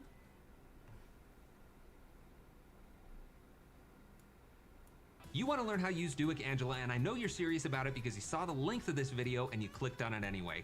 I'm excited to teach you it. I'm not going to waste any of your time, and it really does take this much time to get a good grasp on how to use Duik, especially as a beginner, to get up and running and start animating characters in After Effects. I'm going to teach you how to prep your artwork for rigging, get it into After Effects with rigging sizes to choose around like a top of, because what I want to do is have my anchor this easier to see as the characters.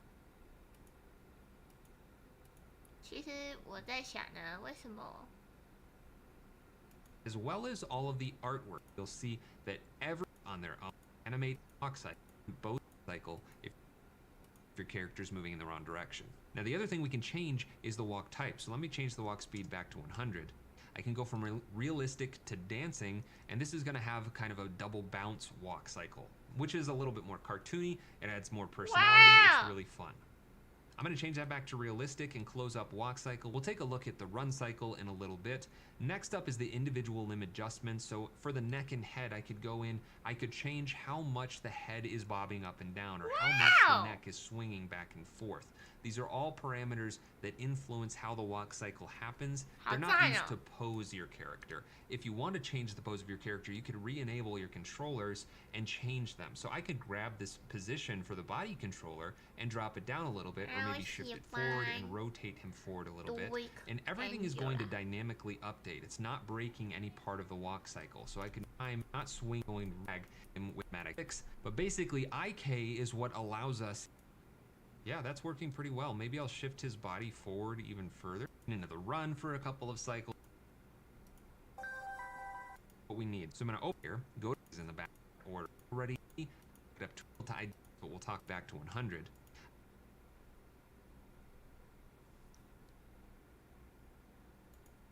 How one? This video is brought to you by Battle Axe. In this video, I'm going to show you how I rigged up this Ninja Turtles character using Rubber Hose 3, and how I took advantage of the Essential Graphics panel to make multiple instances of this same source rig to create all 4 Ninja Turtles characters, which is much easier to do when you use the Rig to EGP feature from Rubber Hose 3, which we'll definitely be taking a look at. Now, if you want to follow along with me, you can download the character artwork, and it's all grouped. 用 Spy 来做都比在 After Effects 做来的好。或是现在可以在那个哦，好花的，我也喜欢看。 Garizo here and welcome to Garizo workflow 啊，这 number 个我 one. 看过了。 The animation 它 you're 进去， watching 它 right 被 now 吸 was 进去。 created for the Animation Smashdown online contest, and the theme for this one was social media addiction. So let's. Hey everybody, welcome back 这 to 个怎么 another 回 video. 事？ I 那个 know 字幕 it's。been a while since I posted a video, but I have something to tell you. Poses, and then I just traced taper of the composition, and I'm with as little vertex and paste that of my leg. For the right foot in the head. Sent off of the launch. Then make sure you go fill out that survey and pre-order the course. I'm going to teach you everything that I do, all my techniques, all the tools I use to create these kind of animations. Hey everyone, my name is Imani Larusa, and today I'm going to show you the complete 可恶，它该用那个渲 like 染 with 完 every 成的 art 音 piece, 效， we 让人 start 好 with 焦虑。 ideas, and I'm a very music-oriented 听众也有 artist, 这 so 个。 I found this song by Garden City Movement called Before I Fall. As I'm traveling through this false reality, I could finally see that when I filled my life up with mindfulness, that I could finally discover a new place in this universe, and that's what I wanted this piece to illustrate. So now I know what I want to make, and now I'm going to take those words from the description of the piece that I want to create, and I'm going to break those apart to see if I could come up with visual ideas. And that's when I create my word tree. This word tree is going to the red background sketching very poorly, but they don't need to be drawn out really. Create in Cinema 4D, so I know exactly how composition on. Next, I had to go renderer, compose blending mode, position, and get like a dolly. My camera set. Actually, I drew this in Pro. Sold a little better when behind the glass layers. I did that just to show a little bit. This is my animation before I apply everything in this video, and this is it after. Now, if only it was that easy. There's a few ways you can add gradients to your layers, but my personal favorite is through layer styles. Now, by using a gradient on a layer style as opposed to a gradient ramp through your effects, it means the gradient will stick to the object rather than applying it to world space. All we need to do is right click our layer, go to layer styles, and then select gradient overlay. Change the colors to what you like and play around with the angle, and then you can also change the gradient type as well to get some cool different effects. I personally change mine depending on the look and feel I'm going for, but one of my personal favorites is reflected, and that's what I used here. You can then copy this and apply it to your other layers as well, and change the colors as you see fit. It can really help add another dimension to your project. If I mention glows, you might think Glow, synthwave, and UI design. However, used right, I think they can really help add something to your project. Now, there's two glows I'm going to talk about. There's going to be one through layer styles and one through the traditional glow effect. First, layer styles. If you haven't guessed by now, I'm a pretty big fan of layer styles. So again, we're going to right click our layer, go to layer styles, and you can choose either outer glow or inner glow. For this, I'm going to use inner glow. I want to give it the feel of adding a highlight to my object, similar to using a rim light in photography or in 3D. It will just help to separate our object a little from the background and give it some light. I'm going to change the color to something just a bit lighter than what I'm also stack, and you can add red, pretty like deep glow to give a nice. This is all personal preference. Now you could also use a plugin like Deep Glow to give a nicer and softer looking glow compared with the traditional After Effects glow, but that's a paid plugin and I'll leave that for another video. Now you can always make a flat layer look super interesting by adding some texture, and there's adjustment layer just to add a little grain to the overall composition. I usually find that 5 to 10% works pretty well. Glow set texture.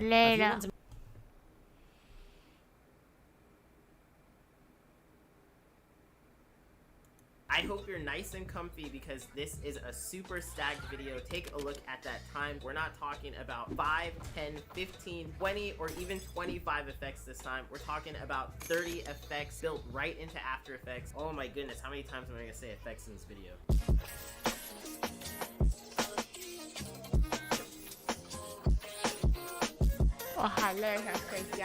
Found the best keying effect built right into After Effects. This effect is really useful for green screens, blue screens, you name it. 那个我知道嘛。eyedropper tool for color selection, and it also lets you selectively show your different outputs for your map, which helps you get really nice clean keys. This effect has been used time and time again when I'm looking for a reliable key, and I know that there's all sorts of different paid plugins like Composite Brush or Primat Keyer, which helps you make keys really easily. But if you don't want to spend a whole lot of money on paid plugins, you actually have Keylight, which is going to come to the rescue, built right out the gate in After Effects. There are a few drawbacks to it, but honestly, once you figure out some clever workarounds like layering up multiple key lights to get a really fine-tuned key, it becomes a super useful tool in your compositing arsenal. For that reason, Keylight gets a well-deserved black mixture stamp of approval. At 18, here we have hue saturation, which is a color correction effect that gets used in just about every project I've ever used. Different colors, not less result is going to anything useful. It's used to correct use it creating all nonsense at how text and you just and we come the one with noise and grain added looks a lot more visually interesting, and I've learned this trick specifically when I was making Vox style animated videos. I love this effect and just how fast and easy it is to use. And we can use the blur effects inside After Effects in some really unexpected ways. We can use them to manipulate shapes, to create depth, to create some reactive shadows, and even some cool looking vintage effects. Let's get stuck in using blur to create uniform around edges. This is perfect if you want to round the corners of something that you've animated as a stroke, or that is an unusual shape. First, we should add the blur effect. Now, any blur will do. Gaussian is the safest and easiest. Carl Friedrich Gauss would never lead us astray. So let's add that to our layer, and let's blur it by around 20 pixels, which blurs out the shape, but in doing so completely destroys our pointy corners. And now we can do something a little clever by clamping down on the alpha channel. We can do that with a few effects, but the simplest one is levels. So let's add the levels effect and choose the alpha channel. Now at the moment we have a nice soft blurred edge, but if we move in these triangles in this histogram towards the middle, it will clamp or crush or squeeze the alpha channel. So the pixels that are kind of transparent will become fully transparent, and the pixels kind of opaque will become fully opaque. And once they're close enough, there will be nothing in between. It is good to leave a slight gap here though, because if you get too close, the edge just becomes a little too harsh and jagged and just too crusty to be enjoyable. So let's leave a slight gap here. And that's barely noticeable even at 800%. How cool. And now we've got nice round corners. And now we can increase the blurriness to increase the radius and the roundness of those corners. We might need to tighten wow. a bit if we blur it a little further. And we can also adjust whereabouts on the histogram these triangles meet in order to expand the edge or bring it in closer. This effect is also really helpful for shapes like this, where we might want rounded inner corners. Now you can use a rounded cap on its stroke, but the insides are still pointy. And even if we play with the inner roundness of the shape, it doesn't give us a nice consistent look. So let's remove that stroke and paste that blur and levels effect onto the shape. That blur is wow. Reduce that and move these triangles back to the middle. And now we've got consistent straight lines down the star and a nice rounded end on the inside and the outside. And that roundness will stay consistent if we scale it up or if we adjust the path in any way, which does come in handy. Next is using the same effect stack of blur and levels, but this time applied to an adjustment layer for a quick blobby liquid. So let's create a new adjustment layer on top of everything, and let's rename it effects, because we always label our layers. And we're going to paste on those same rename it effects, because we always always label our layers. Okay. Yeah, close to one another, they kind of melt together, and it's kind of gluey, a little bit slimy, but, you know, a nice slimy. This happens again because without this levels effect, the edges of these shapes have been softened so much, the levels effect doesn't know or care that they're separate shapes. It will just round the edges of them both together once they are close enough that their blurs overlap. We can push that blur really far to get some way more interesting blobby results. And even when we change the color of one of the shapes, we get this nice gradient as they're kind of mixing into which can be kind of cool too. Now we can use a similar method to achieve a completely different look, but still using the blur to degrade our image. Name it effects, because we always label our layers, and we're going to paste on those same effects again. And now when our layers get close to one another, they kind of melt together, and it's kind of levels effect. The shapes. when we change the color of one of the shapes, we get this nice gray. Similar method to achieve a complete back with another effect, but still using the blur to degrade our image and then trying to salvage it back with another effect and getting some marvelous artifacts in the process. So let's again create another adjustment layer, add our Gaussian blur, and let's start by blurring it to 5 pixels. So it's just the slightest softness. And now we're going to add a sharpening effect. Regular sharpen is fine, unsharp mask if you're feeling fancy. And let's increase that sharpen amount up to 300 until it's about as clear as it was before the blur. And now we can see the effect it's creating. The sharpen is essentially undoing the blur, creating more contrast and defined edges where we just removed them. But it's having to work harder and overcompensate for that blur. And we get this kind of nice sort of halo effect, where our edges now have a dark and a light side. And that gets more obvious the more contrast there is between those colors. And it isn't exactly like, but it is reminiscent of maybe a dodgy CRT screen or just some messed up footage. And you can use this really subtly to just remove that clean digital sheen if you're going for a more gritty style, or you can increase them both to make it really obvious. At a certain point, if you increase the sharpen too much, it will kind of break around some of these areas though. Or you can increase it really subtly, but then copy and paste those effects and add the blur and sharpen again, and again, and again, and again, oh my god, and again. And it can also be a really good compositing technique to unify everything underneath it, and again. And it can also be a really good compositing technique to unify everything underneath it and getting some marvelous artifacts in the process. That clean digital sheen if you green style, or you can increase them some of the sharpen again and again. Technique to unify everything underneath it with that same depravity. In this project, I've got some stock footage and textures, and they just don't quite look cohesive. These astronauts look pretty obviously like 3D models, and they just look a bit out of place with these textures and that smooth gradient in the background. But adding that blur and sharpen over the top puts them in a more similar world. It gives them a consistency which just makes it a little more believable. And of course that pairs very nicely with texture, that noise, and other effects to make your work look nice and roughed up. So by reducing the fidelity of your image, you're covering your tracks, and you're getting away with it because no one could identify you at the scene. How fun! We can also create some really neat reactive shadows. So let's create a new shape layer and just start drawing some arbitrary rectangles around the place. That should be plenty. And to this layer, we are going to add the effect CC Radial Fast Blur. And if we move the center around, it's blurring our rectangles away from this point. Let's increase it to make it more obvious, and let's set the zoom style from standard to brightest. There, that is nice, almost looks like light leaking through holes in a window, which you could use this effect for. That is arbitrary rectangle. CC Radial Fast.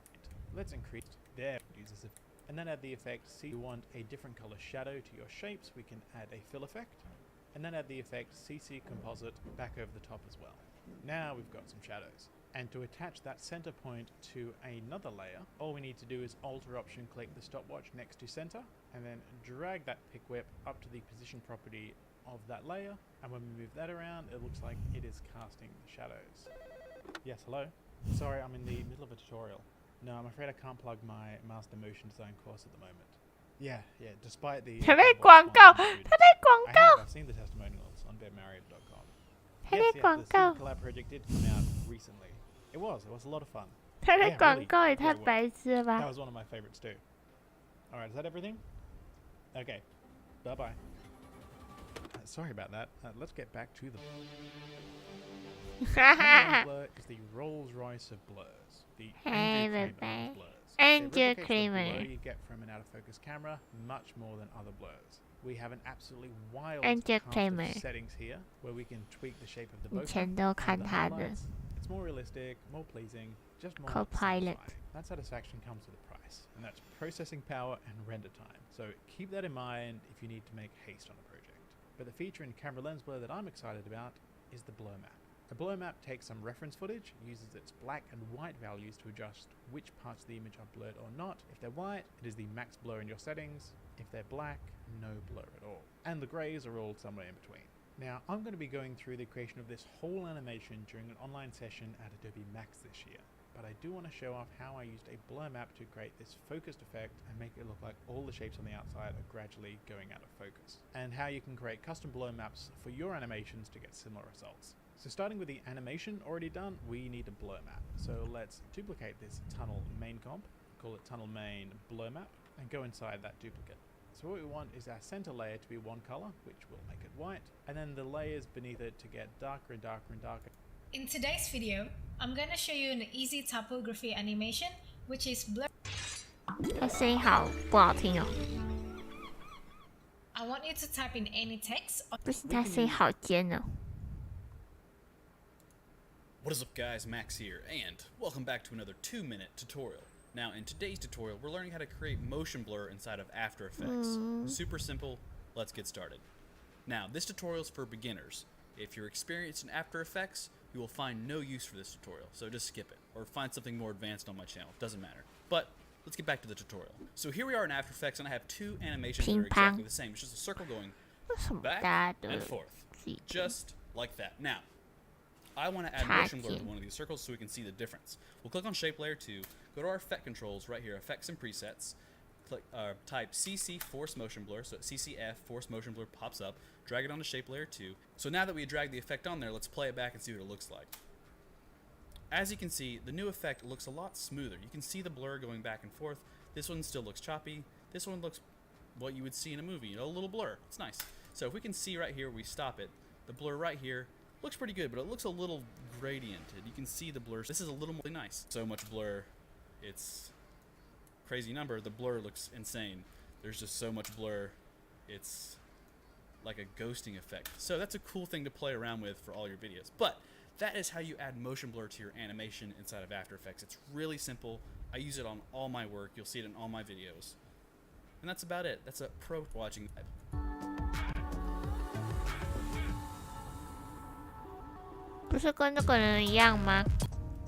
It's do a lot more move over. It's just not. It's not as, isn't it? He steps this little ball, which is just on here. Button.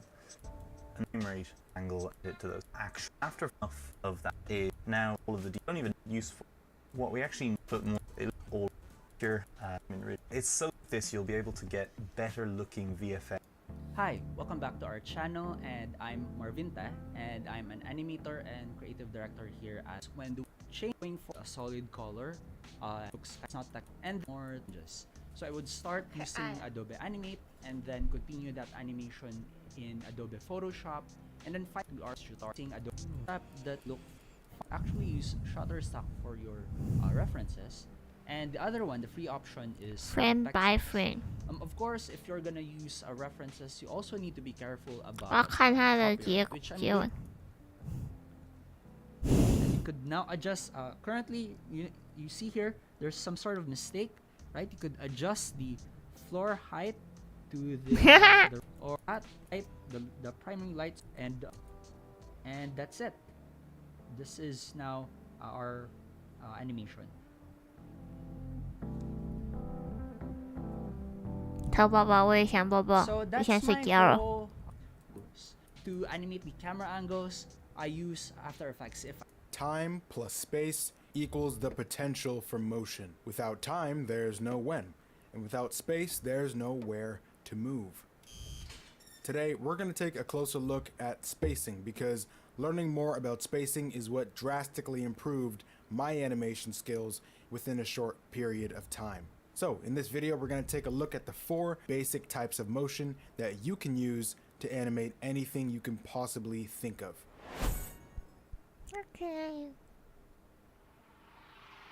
Your imagination doesn't have to improvise. You can synthesize the images that's on your mind. They put a spark in your creation every single time. This is the new generation. 还有什么？还卖东西吗？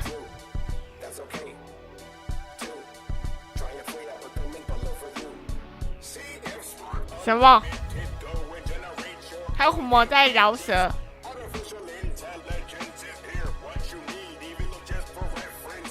他在干嘛？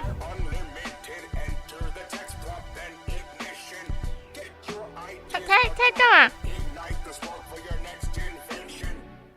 What's up guys, it's Sebastian here from the Noble Frugal Studio. There are 4 fundamental types of movement or spacings that you can use to animate any motion you can think of. The first one is constant motion, which means an object moves at a consistent speed. The second one is ease in, the object starts slow and speeds up. The third one is ease out, which means the object comes in fast and slows down. And the fourth one is ease in, ease out, where the object starts slow, speeds up, and then slows down again. Learning how to animate these types of motion is the key to achieve smooth and natural animation in your portfolio. So grab your stylus and follow along as I demonstrate how to animate each one. And yes, you do have to actually follow along. Let's go. As always, we're going to approach animating each one of these types of motion by drawing the keyframes, the extremes, and then the breakdowns. Today I'm using a free 2D animation program called OpenToons to demonstrate all. And I'm going to draw in. 这是什么奇怪的软体？ drawing out here and then downward referred to our boat ahead. If you are sponsoring this video, if you guys want to check out CF Spark, the AI image generation tool, you can find the link to that in the description below. I also want to say a huge shout out and thank you to my patrons Owen Art, Chut, and Donna. Hey, Noah here. In this video, I'll go over a design technique that can help create more picturesque spaces, whether you're creating games or designing buildings. I'll also give some updates on how we're progressing with Chef RPG. Jumping right in, I want to create a new map. This new map will be a corner wilderness map used mostly for hunting and foraging, with maybe 1 or 2 houses for the NPCs. This map will be one of the game world boundaries and will connect with standing. Being a new project, this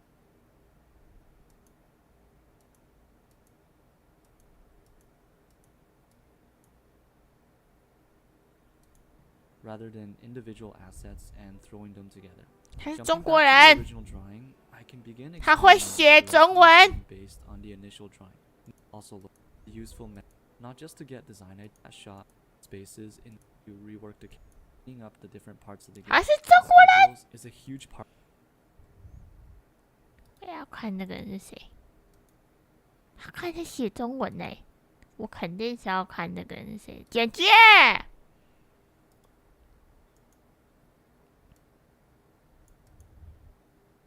加拿大，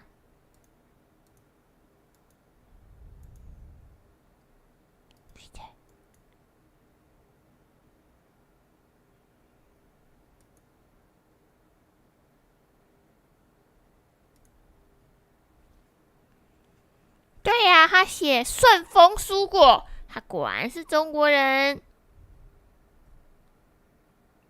顺丰，看到没？ 对他朋友也是中国人，他果然是中国人，好酷啊！这好酷啊 This video is sponsored by Squarespace. Hey, Noah here. In this video, I want to design and create a brewing system for Chef RPG. Currently, you can forage, hunt, and fish for cooking ingredients in the wild, but certain ingredients like alcohol cannot be found in the wilderness. You can purchase alcohol in shops, but I want players to have the option of acquiring all available ingredients in the game without having to buy them. Hence, I think it's almost a necessity for this game to have a brewing system. Let's get started. The first step is to actually do some research so it was players to be able to craft, so I had to study a bit into each of these processes. All of these items will be used for different recipes, but you can also directly sell them to stores for a quick profit. I can definitely add more of them down the road if you have any suggestions for mostly grains, which this collect modern the brewers or cider out of steamer to implement this brewing system into the game. My view of games is that they're a highly distilled version of real life where you process the components and keep the fun and interesting bits. So unless I want to create a high definition brewing simulator game, it's best not to try to make things too realistic. Instead, I want to give players a taste of the brewing system by creating a simplified version of the brewing process. So we will need 3 machines to do each of these steps. This process can work for most of the other alcohols except wines and ciders. We will need a fruit press to squeeze the juice. The second to the point where it's not really a game, but more of a chill ASMR experience. These experiences exist in games like Potion Craft, where you slowly prep and add ingredients to a pot, or Unpacking, where you empty your box and neatly place the contents around the same thing for the fruit press. Using the same UI layout, instead of adding water into the vats, a big metal press would come down and choose the fruits. I found that the difference between red wine and white wine I found that the difference between red wine and white wine is actually mixed. them and keep the skin, which results in a different brewing product. When we drop our grapes in, the press comes down and we can see the juice begin to come out. Now that the minigame is done, how do we retrieve the brewing product? I think the best way to do this is to have a little box with a dynamic progress bar so that players can check in and see if the brewing is done. A slider would be an easy and simple method to show the progress, and when the brewing is complete, the bar will become green so we know it's ready. For fermentation, aging, and distillation, since the brewing process no longer branches out, I felt that simple UI panel. So now we can input and output ingredients from each of these machines. The ingredient gameplay, and is a step towards allowing players to create unique builds and playstyles. In any good RPG, players should have a lot of flexibility to be creative combinations, but instead of to expand and grow your ideal restaurant. So that's it for now. There's definitely potential to the overall. I only got the first round of players to try out the game. It was a super chaotic few weeks, but it was also very exciting since we finally created a playable game with a full game loop. We were also able to collect a lot of valuable feedback from players, which will help point us in the right direction moving forward. I thought that players would be able to play for about 5 to 7 hours, but we ended up having a lot of players reaching 20 to 30 hours of gameplay, and a couple players playing a lot more than that. It was very encouraging to hear that players were enjoying it so much. Doesn't make this a 30-hour game. 30 hours of time means that there was a lot of repetitive grinding involved, more ingredients to sustain the additional customers. However, your speed of harvesting ingredients doesn't change, so you would have to spend more and more time outside collecting ingredients, which kind of disrupts the balance of similar features less in the game yet. Out in the near future. Make a couple videos. We're it for now. Thanks for watching and see you next time. This video is sponsored by Square. In Unity, it's not difficult to create a separate scene. I really want cutscenes to be integrated into existing scenes and work together with all the other open world systems and in schedules, so that this also means that cutscenes have to override the characters' daily schedules, so that these characters won't just walk off in the middle of a cutscene. Finally, because this is an open world RPG, we could very easily end up with more than 100 cutscenes in the final version of the game. We need to build a tool to make cutscenes quickly and not write a separate script for each cutscene, which would take forever. The strategy I've adopted lately is building systems in a modular manner. In this case, we can break down cutscenes into smaller parts and add these individual parts together to form various cutscenes. First, we need the ability to spawn and move characters, since the cutscenes primarily revolve around characters and dialogues. Next, I need the ability to open a chat box and start any dialogue I want with a given character.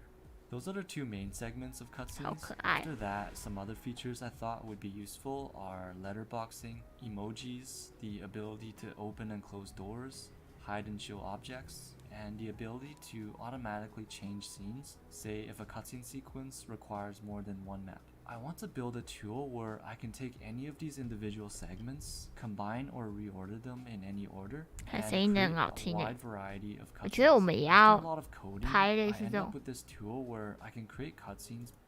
Hey, Noah here. In this video, I'll be designing a bathhouse for my pixel art game, Chef RPG, and showing my design process for creating a building.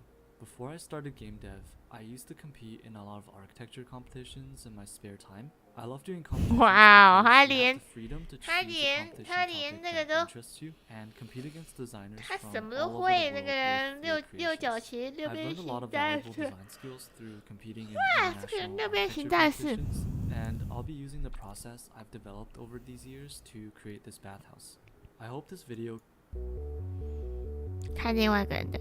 In this series of videos, I'd like to walk you through the inner workings of my custom renderer built specifically for Astortion. It consists of 4 vastly different passes, but I want to start with the most important one, the Parallax pass. Its task is to render each parallax layer in the native resolution, upscale it, and then compose it with the rest, providing a smooth parallax scrolling while keeping each layer pixel perfect. We'll talk about the composition process in the next video. Today, we'll use a simple scene with only one layer to explore a technique called deferred shading.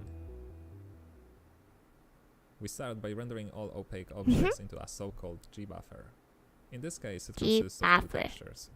The first texture stores information about the base color. This process is relatively straightforward. We sample the texture assigned to a given sprite and store the resulting value. Notice that even though we're rendering only opaque objects, we can still use sprites with an alpha mask. We simply discard any transparent pixels and leave only the solid ones. If the sprite uses a lookup texture or a palette, we also use it during this step. The second texture is used to store information about the normals. This will be useful later when rendering lights. Normally, a normal would be a three-dimensional vector telling us which way a surface at a given point is facing.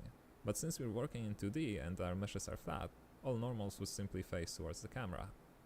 So instead, we're going to modify the normal for each vertex to face outwards, as if our mesh was just a slice of some three-dimensional object. This way, for any given fragment covered by the mesh, we'll know roughly in which direction the surface is.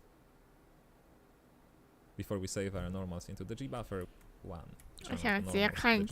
Save the calculate again. Fragment multiples and provide the light to you given. It's a light specific of our surface and intensity. Wow! The value of 0 we can multiply and add in. We end up geometric the light visible or the intensity everywhere, both normals and I purposefully each shadow caster in.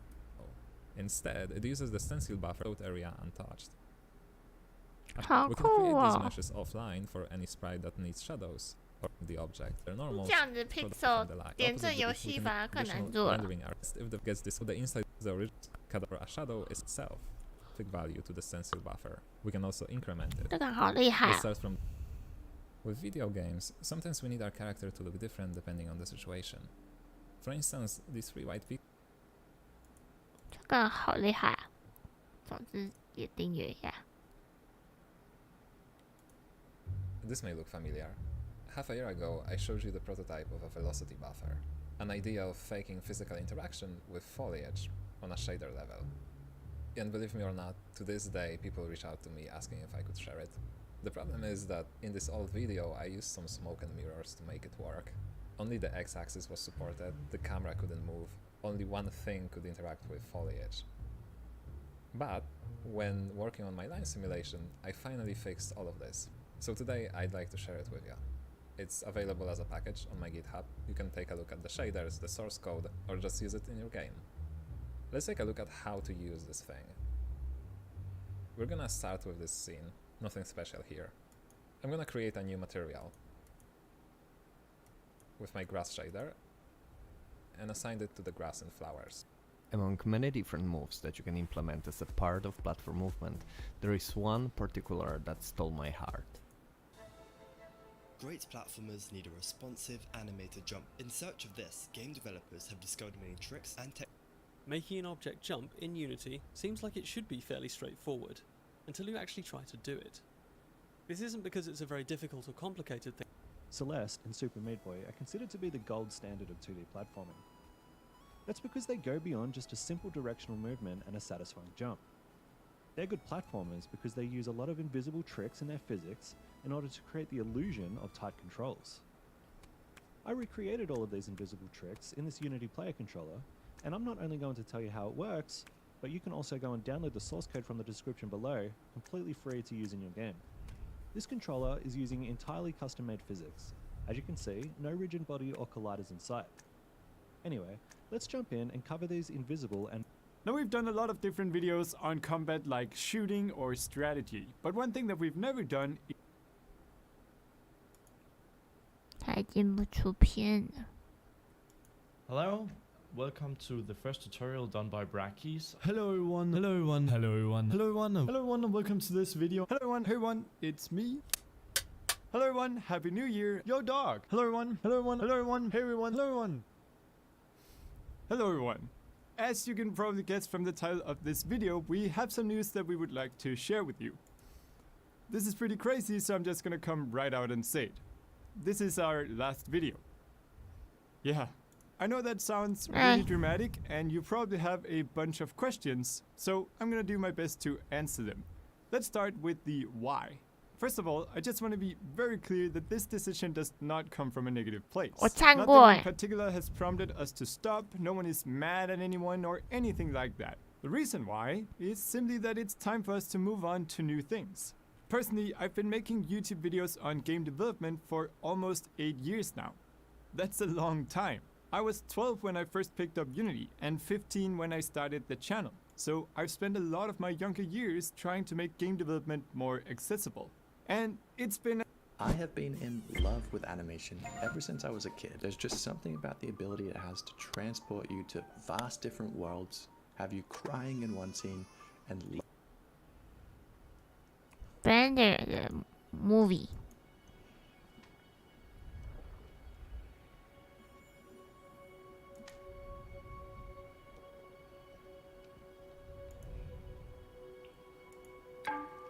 咚。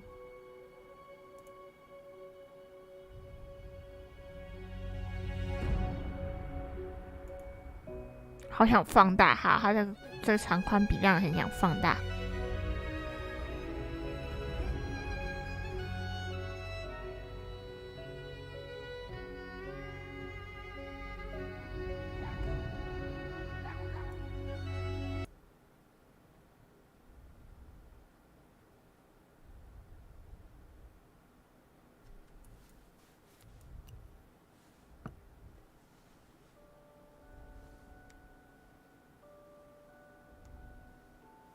Okay, so here's the plan.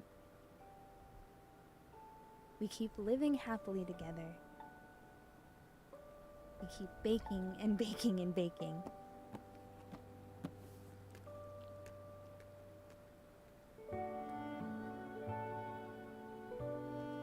Oh, 这个超容易哭，这个我之前看没看必哭。 Which will be very simple, except for the cake. The best cake. Then we promise to love each other a lot. Yes. And then we keep on loving each other a lot. Forever. Sounds perfect. 哎，我现在发现男生的配音超破了，男生的麦怎样烂掉？哦，那个每次看我都会哭。Okay, so here's the plan. But honey, we just did the plan. No, I mean this. Oh yeah, the bakery. Wait, now? Mm-hmm. Why? I mean, I want to, but we can do it whenever. What? No. If we don't follow the plan, we could lose sight of it. But it's so risky, and I think we're good. I know. Oh, we're so happy now. Even if we can barely make it every month, but with the bakery, we would be stable. It would mean ensuring our happiness. You know, that would always be the two of us, making cupcakes. Wouldn't it be nice?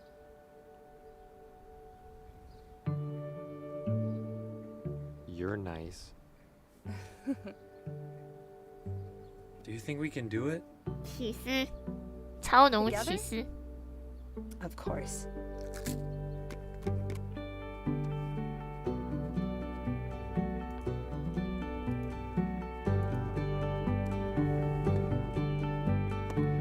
《国家艺术委员会2年由32名专业人士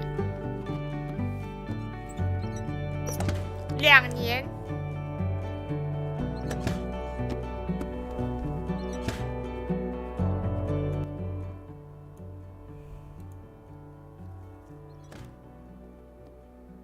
我每次看那一部我都会哭。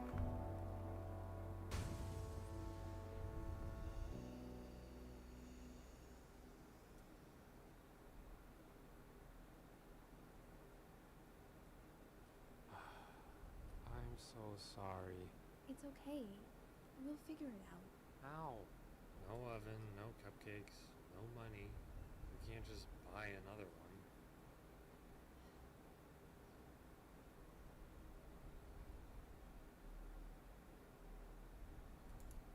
Okay, that's enough. Here's the plan.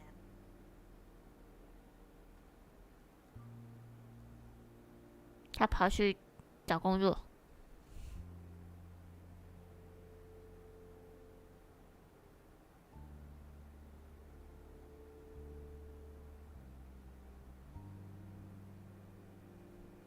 妈的，废物老公！哈哈哈。 大家不要看了，难过。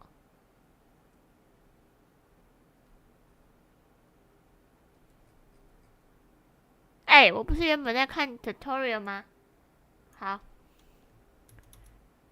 哦，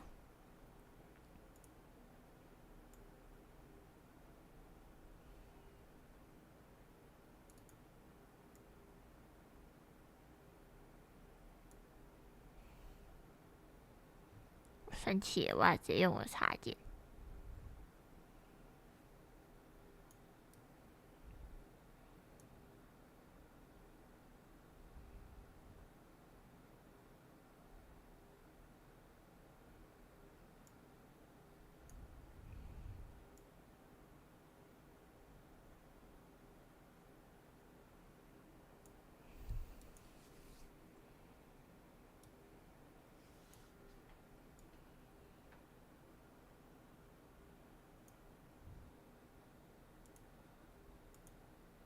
哎，为什么还有个惊叹号 ？My still done preview and fast blurred in。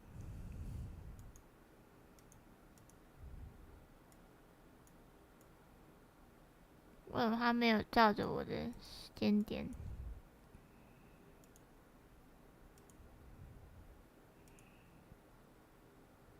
？function。变红色的。我在正版的为什么会出现这种问题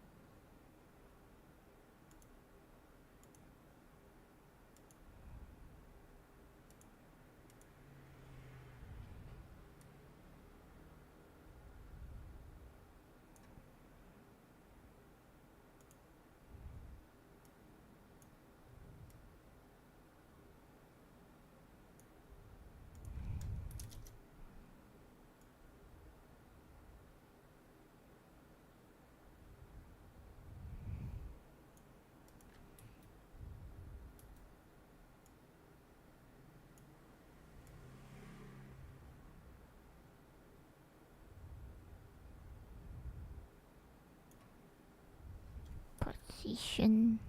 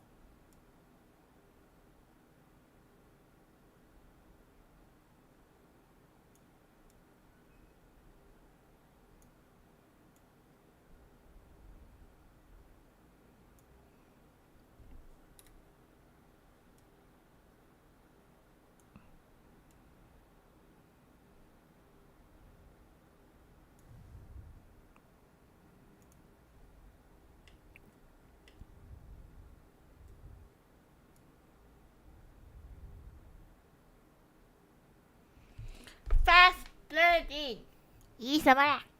疑神疑鬼。Fast blooding。OK， 弄好了。好，我看那么多 tutorial， 我在那边耍废，然后快好，我弄好了。神经病啊！弄那么久，开那么多废片，然后现在弄好一个的。谢谢。一定有，一定有。谁要 fast blur in？ 无言。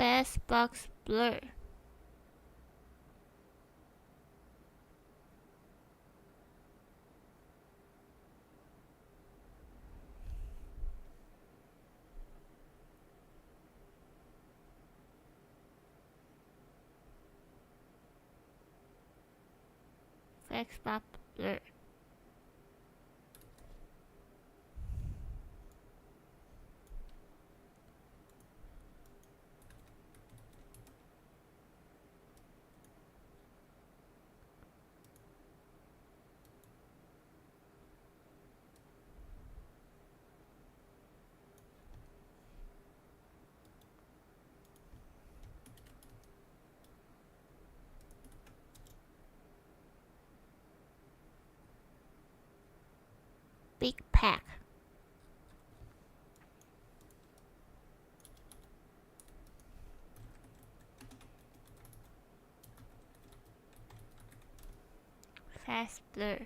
Missing。Face Blur 确实变 Facebox Blur。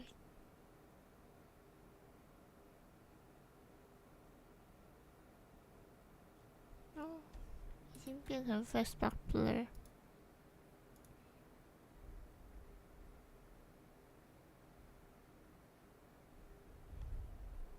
是的。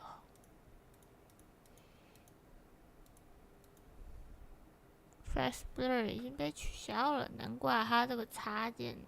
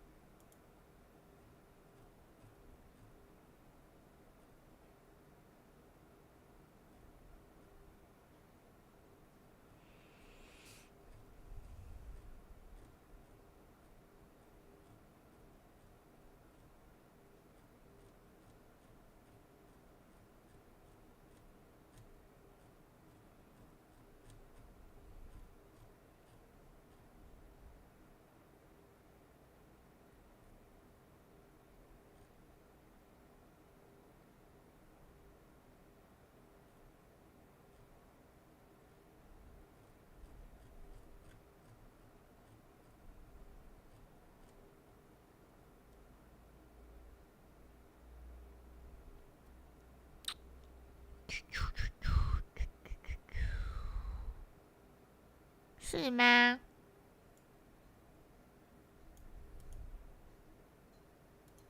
我可是有买正版的，我可是正版猫头鹰。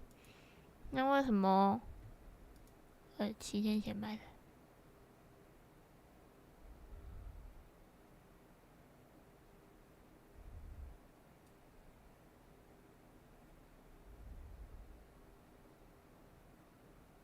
尝试更新到最新，我没有更新吗？我没有更新吗？好的呀，存档哦。我可是正版猫头鹰呢。登录啊。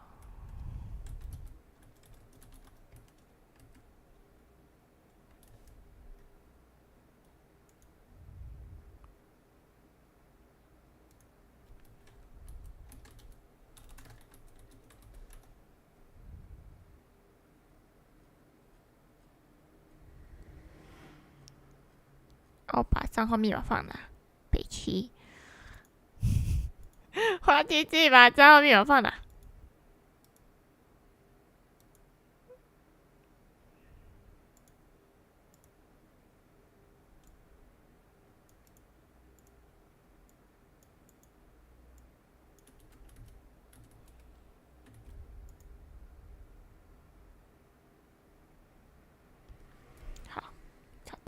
账号了没？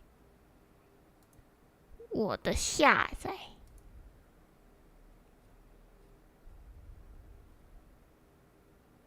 重新下载 main files。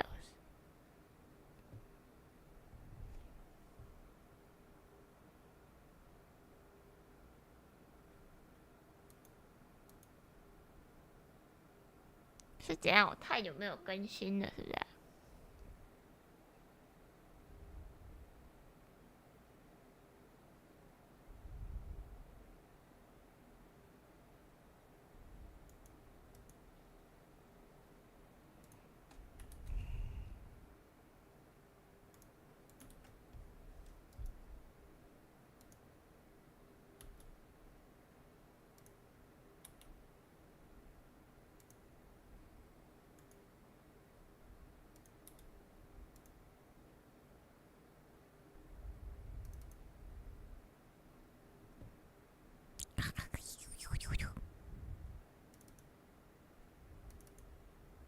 ？Install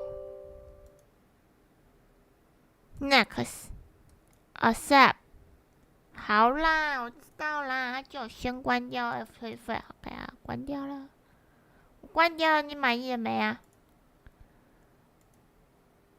？I accept the agreement。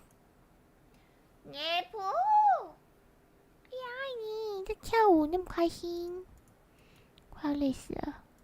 I accept the agreement. Accept. 我同意。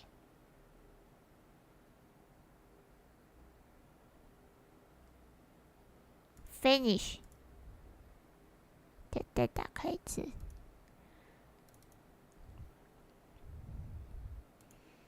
愛のネタバレ別れっぽいな。人生のネタバレ死ぬっぽいな。なりそうね意味ってかっこいいじゃん。哦，我用187年嘞。あてんだしけん。嘟嘟噜嘟嘟嘟噜呼。ボイちゃん、ボイちゃん。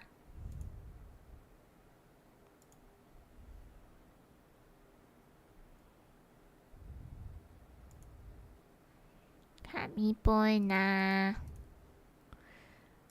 のネタバレ別れっぽいな。人生のネタバレ死ぬっぽいな。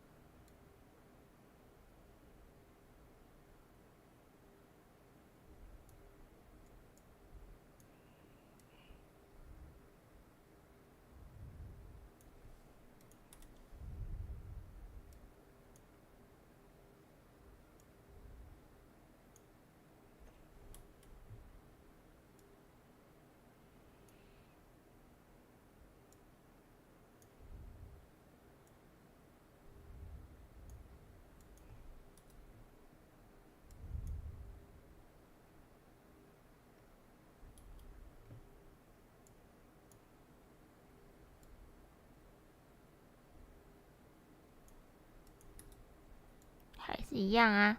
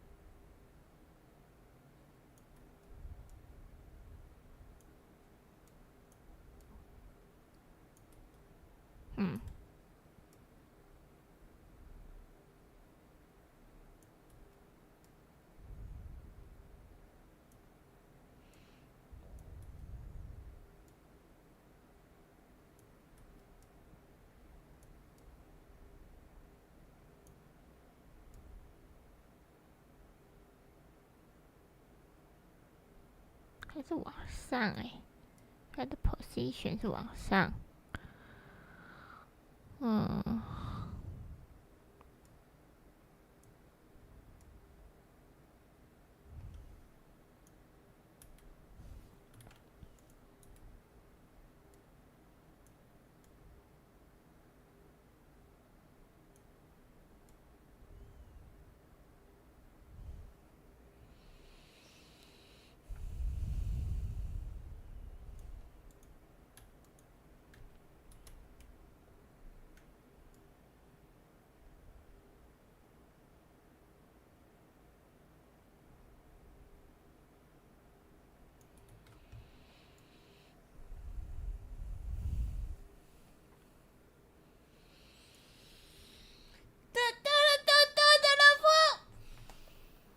第一次看到，因为真一直懒得开，然后它有时候辨识很烂啊，就是。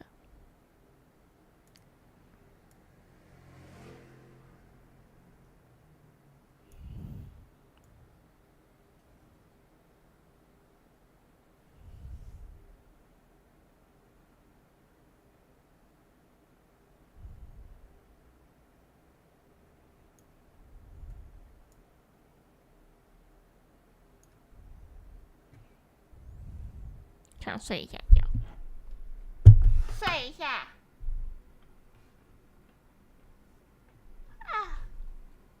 今天彩的这个，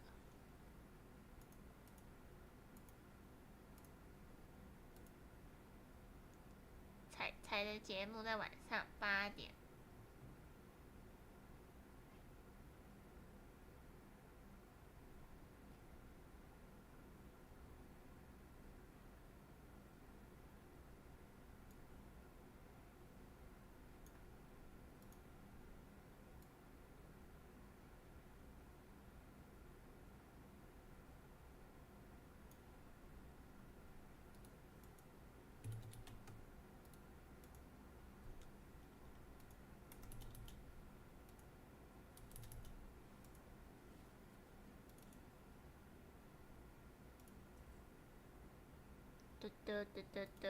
吼，播音讲，播其他，对不起。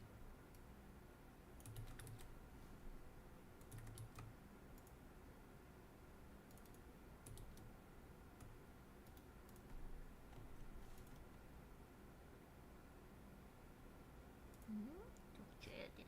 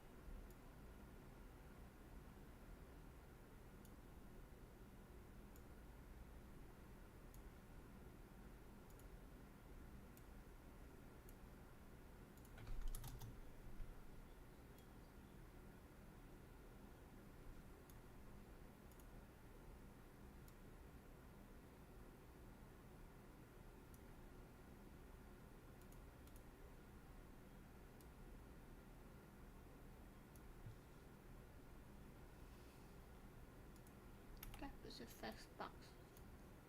对，是 Radio。Radio Fastblur。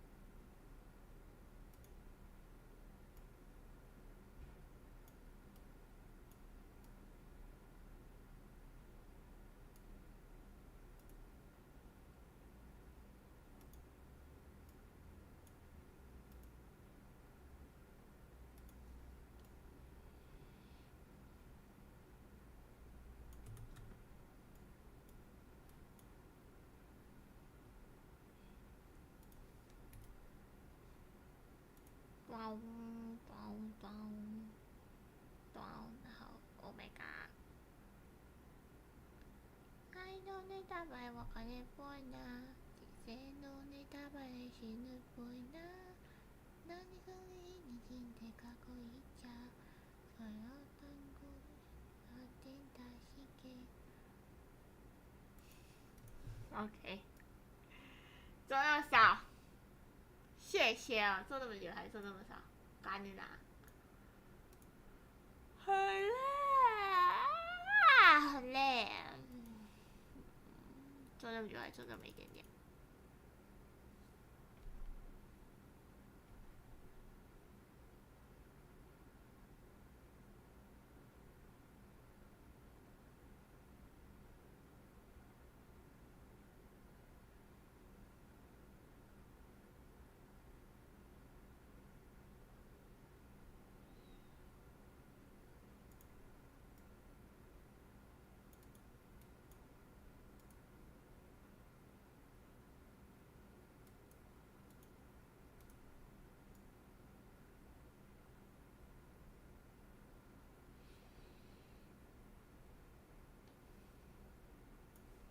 睡觉，有点体力搬家，没错。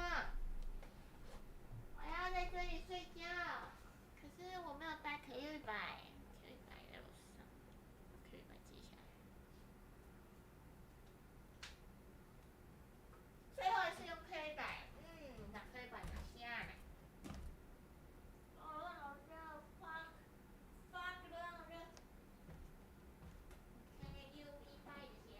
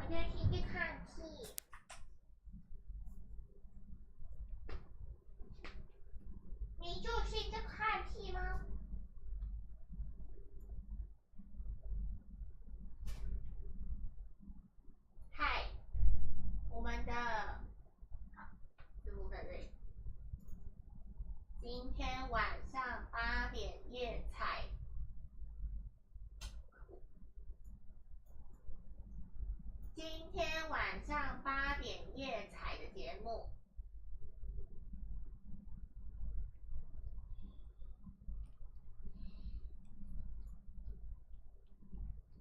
今天晚上夜采的节目。夜哦。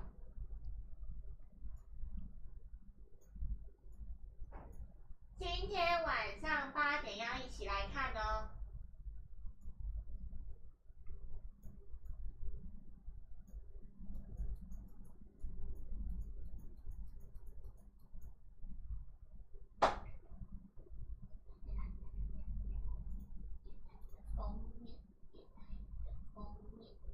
愛のネタバレわかれあかんねんな。我的字幕，我的字幕，今天晚上8点要来看的哦。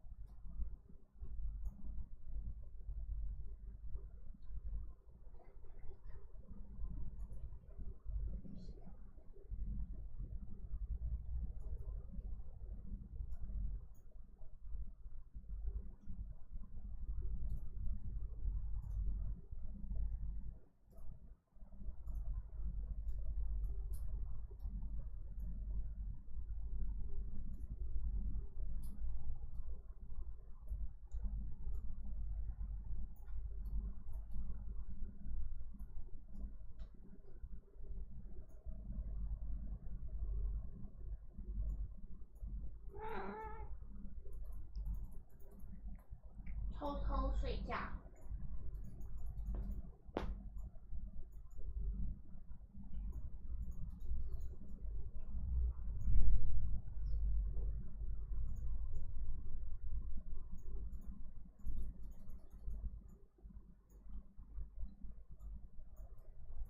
来这里。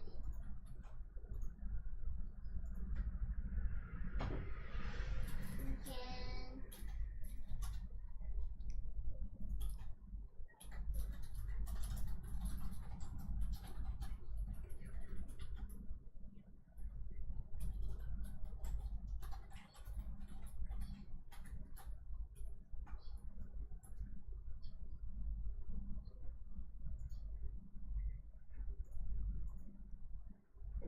好，先偷睡觉。文字。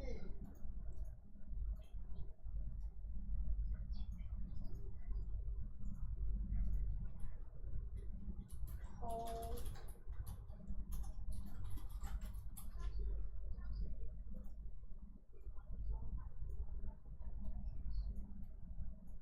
嗨，有什么是樱桃喵玩家？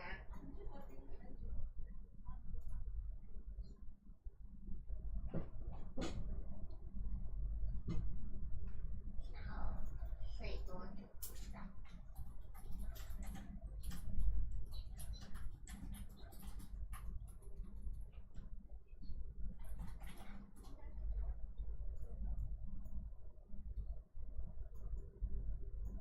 没有，不会是要8点啊，是要8点太那个了，是要8点太靠北。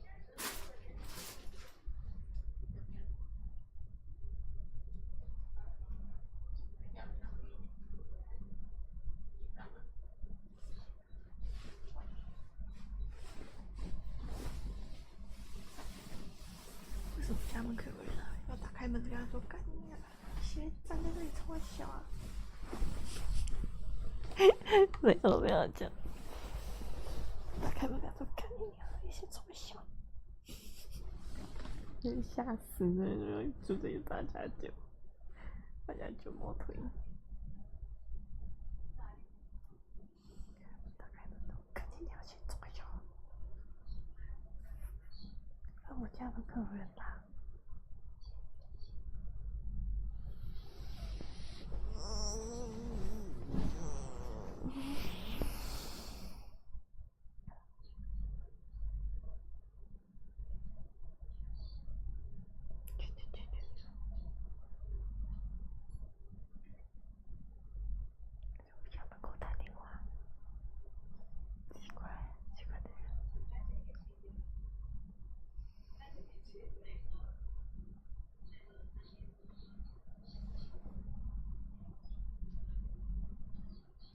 决定我要开门吓他。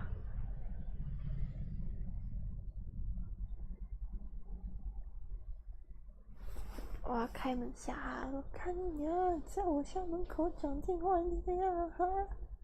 操！好笑。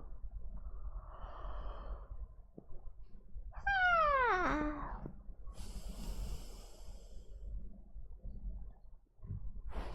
怎样啊？是 KU100哦，知道什么是 KU100吗？就是价值50万可以买一台国产车的一个麦克风哦。然后我就拿那个球，这个不是球，就拿这个头去丢门口那个。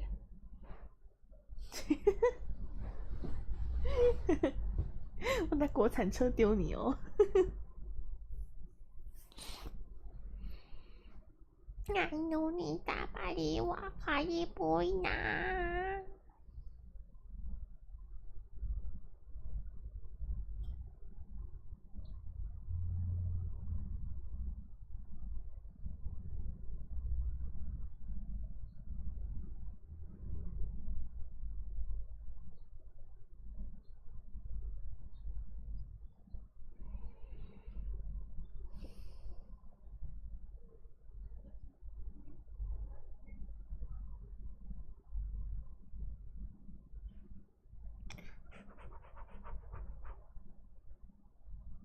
我想买那台车，有钱人要看但我应该是第一个。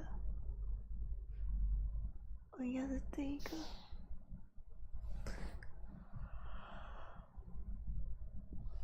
嗨！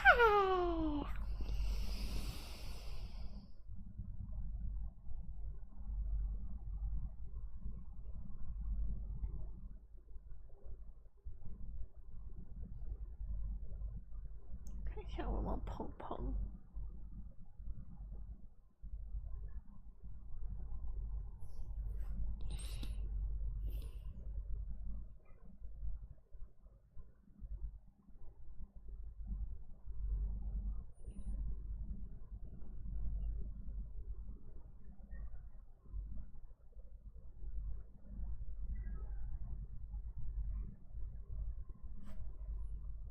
华纳兄弟，华农兄弟，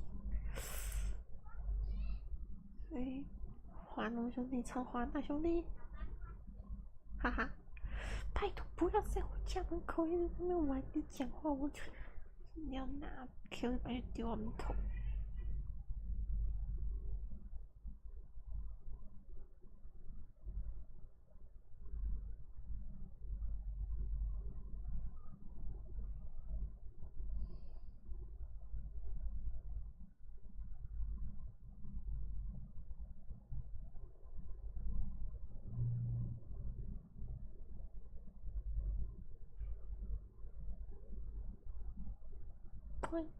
boy家，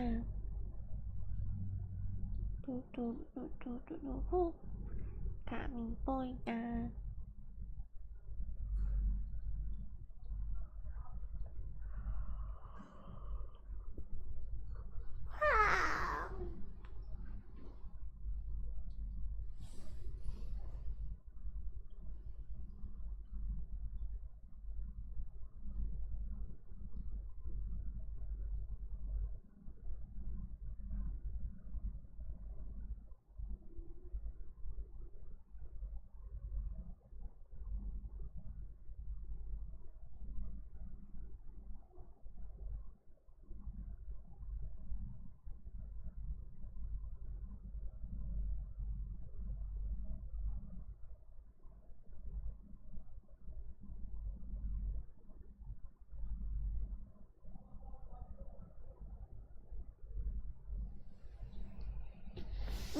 上课加油！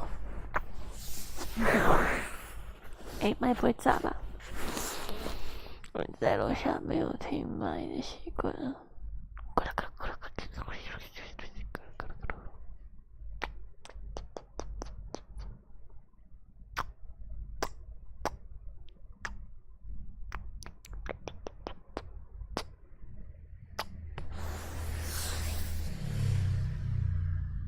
车子模式。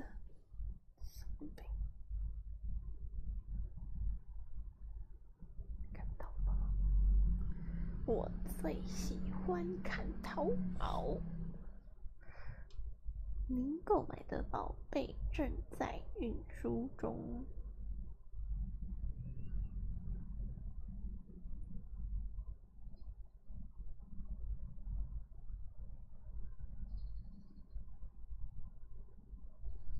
详细讯息。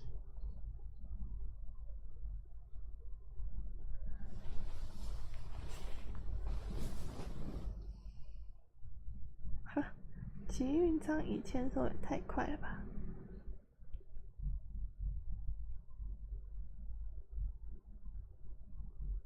昨天7点下单，当天发货。早上已经到厦门中转户，然后哇，早上到了，好吃。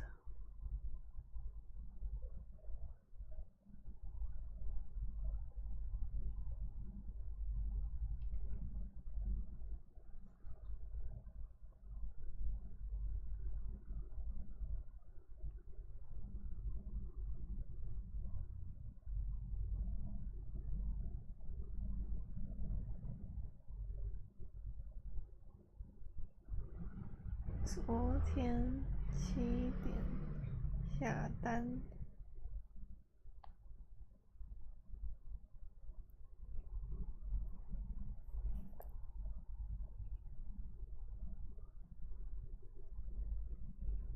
今天下午5点到，今天下午5点已经到转运仓。是哦，订单准备出库。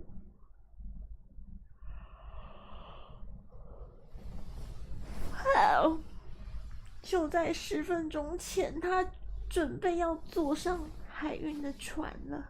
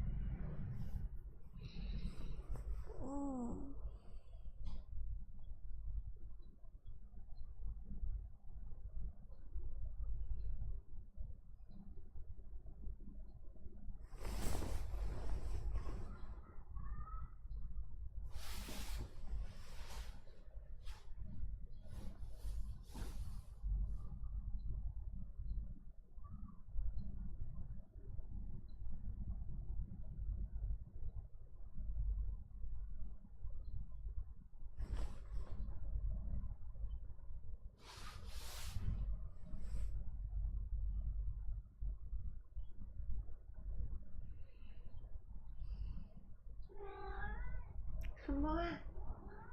我听不懂哎。什么啊？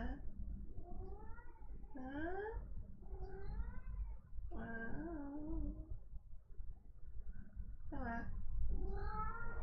怎样？你跑去那边干嘛？干嘛？你不高兴？这边放一个 Q100啊？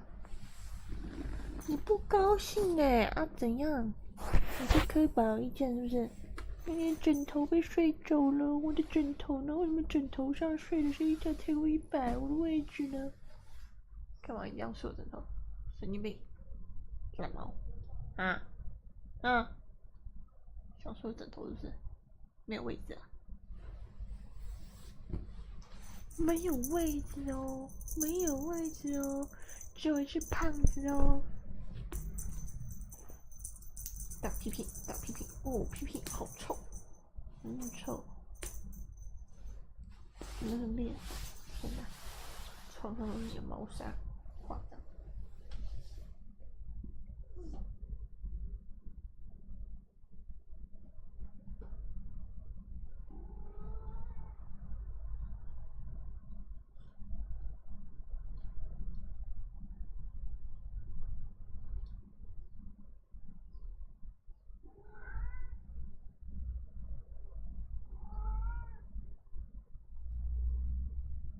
有人想要睡枕头，但是没有枕头睡。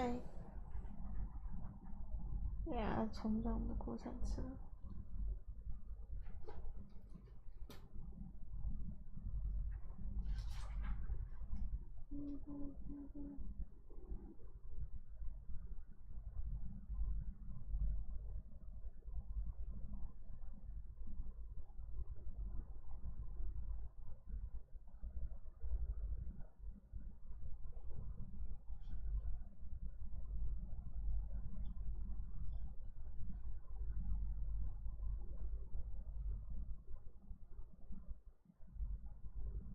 冲撞国产车。我问你们一个问题哦，如果买二手老车，你觉得怎么样？应该有板板啊，板板跟我想要买一台二手的老车，二手的 BMW， 二手的，也不知道车况。哦，你又睡在枕头上哦，你果然还是睡在枕头上。你喵了那么久，毛，然后最后又睡在枕头上，怎样？这个枕头你很喜欢哦，要不要大声五毛啊？五毛猫。他说什么？他说五毛猫。我听到了，你要再讲一次吗？他说五毛猫。臭死了，臭美。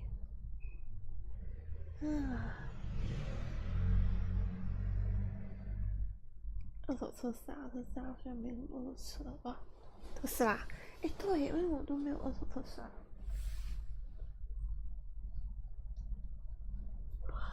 来搜寻一下特斯拉。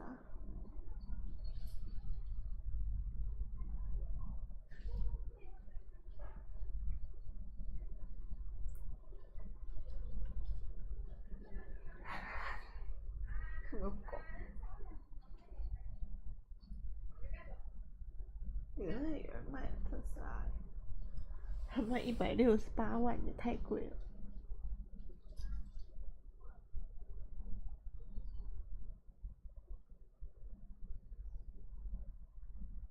Model X 卖260万，原来还是有人卖。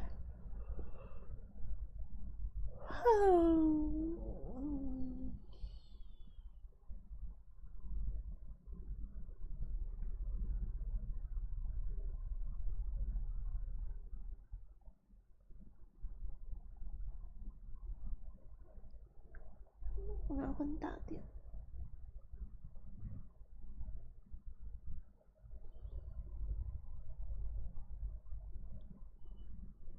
2019年，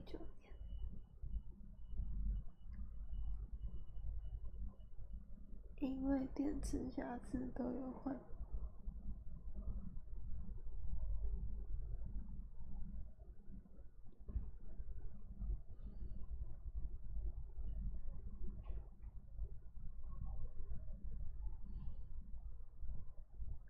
无限里程保固。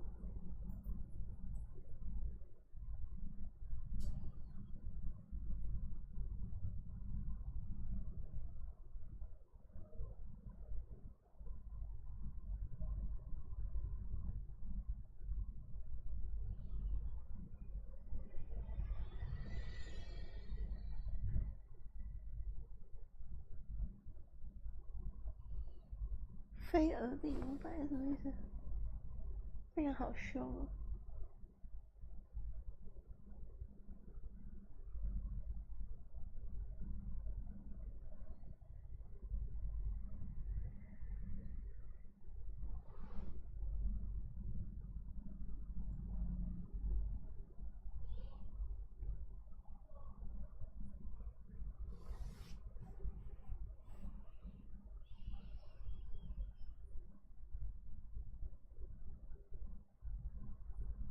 什么是额定旅程？看不懂。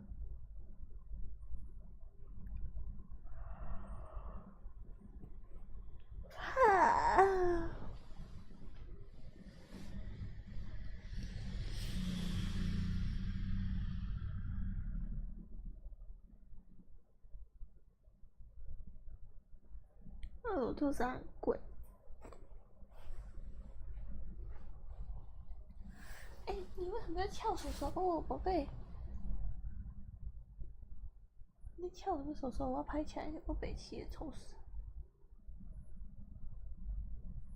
你翘什么手手？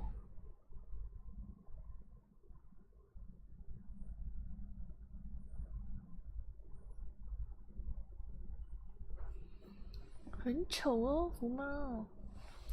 把你翘手手照放到那个树洞给大家看。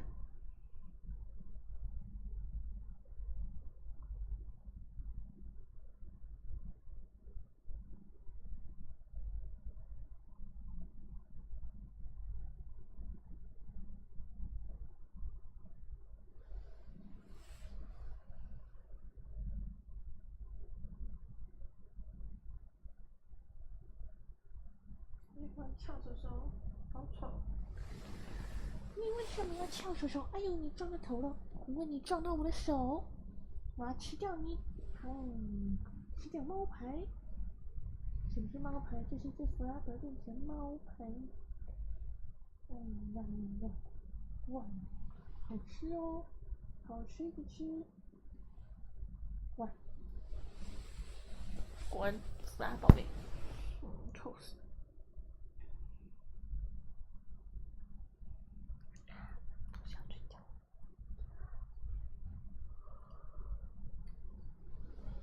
怎么有狗狗啊？那狗狗还有一天夜班，我也好累哦，我也好累，我死了。没有，我要买老车，BMW 老车，比起特斯拉太贵了。公司不要一次花一堆奇怪的钱，花自己的钱，我自己的钱还有剩，公司钱当然要省着点用，所以我们不可能说，还是我们从公司拿一点钱，那就可以买特斯拉了，但是不可能，所以我只能用我自己的钱，特斯拉太贵了，神经病。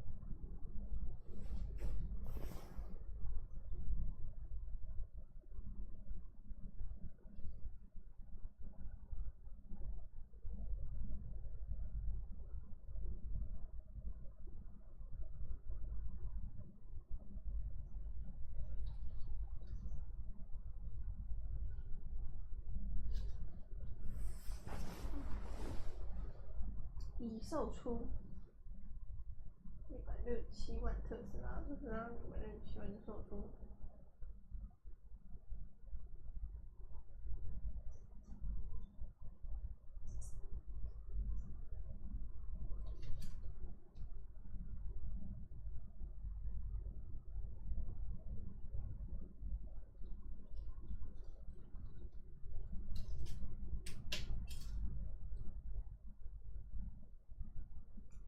不是叫什么？测一下那个睡觉。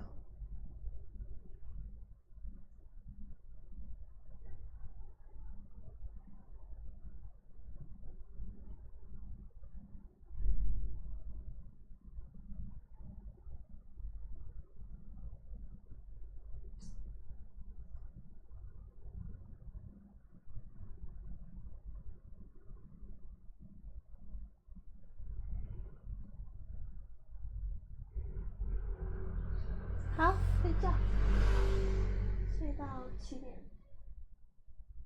睡到7点整。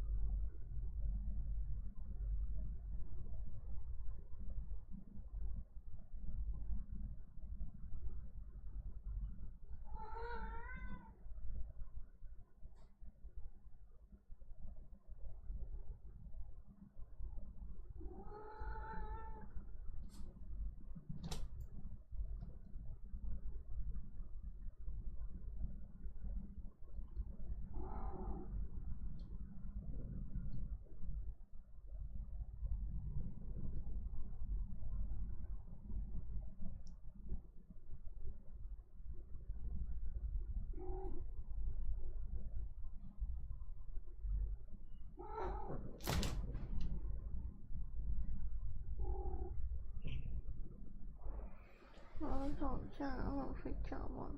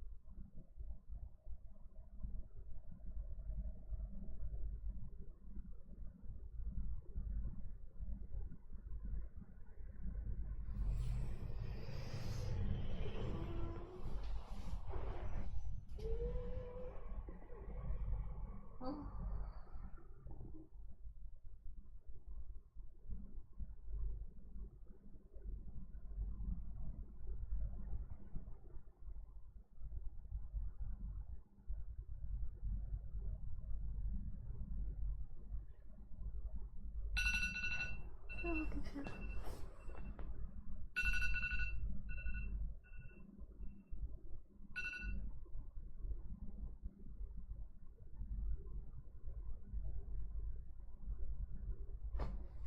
下7点20号，现在4了。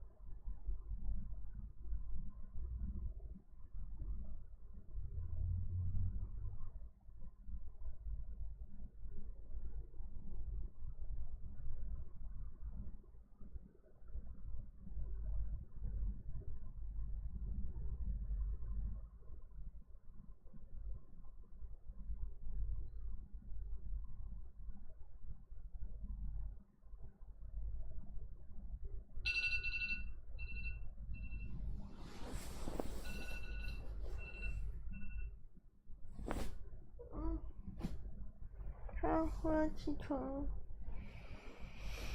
不要再睡个4分钟。4分钟，再4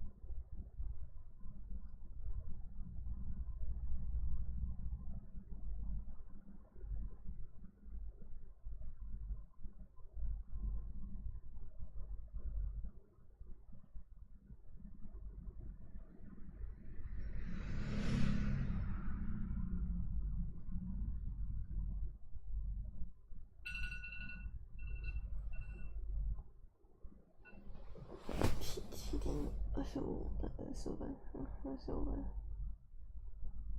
，7点半之前要起来，等到不有自己缓冲时间。我原本一开始定7点半。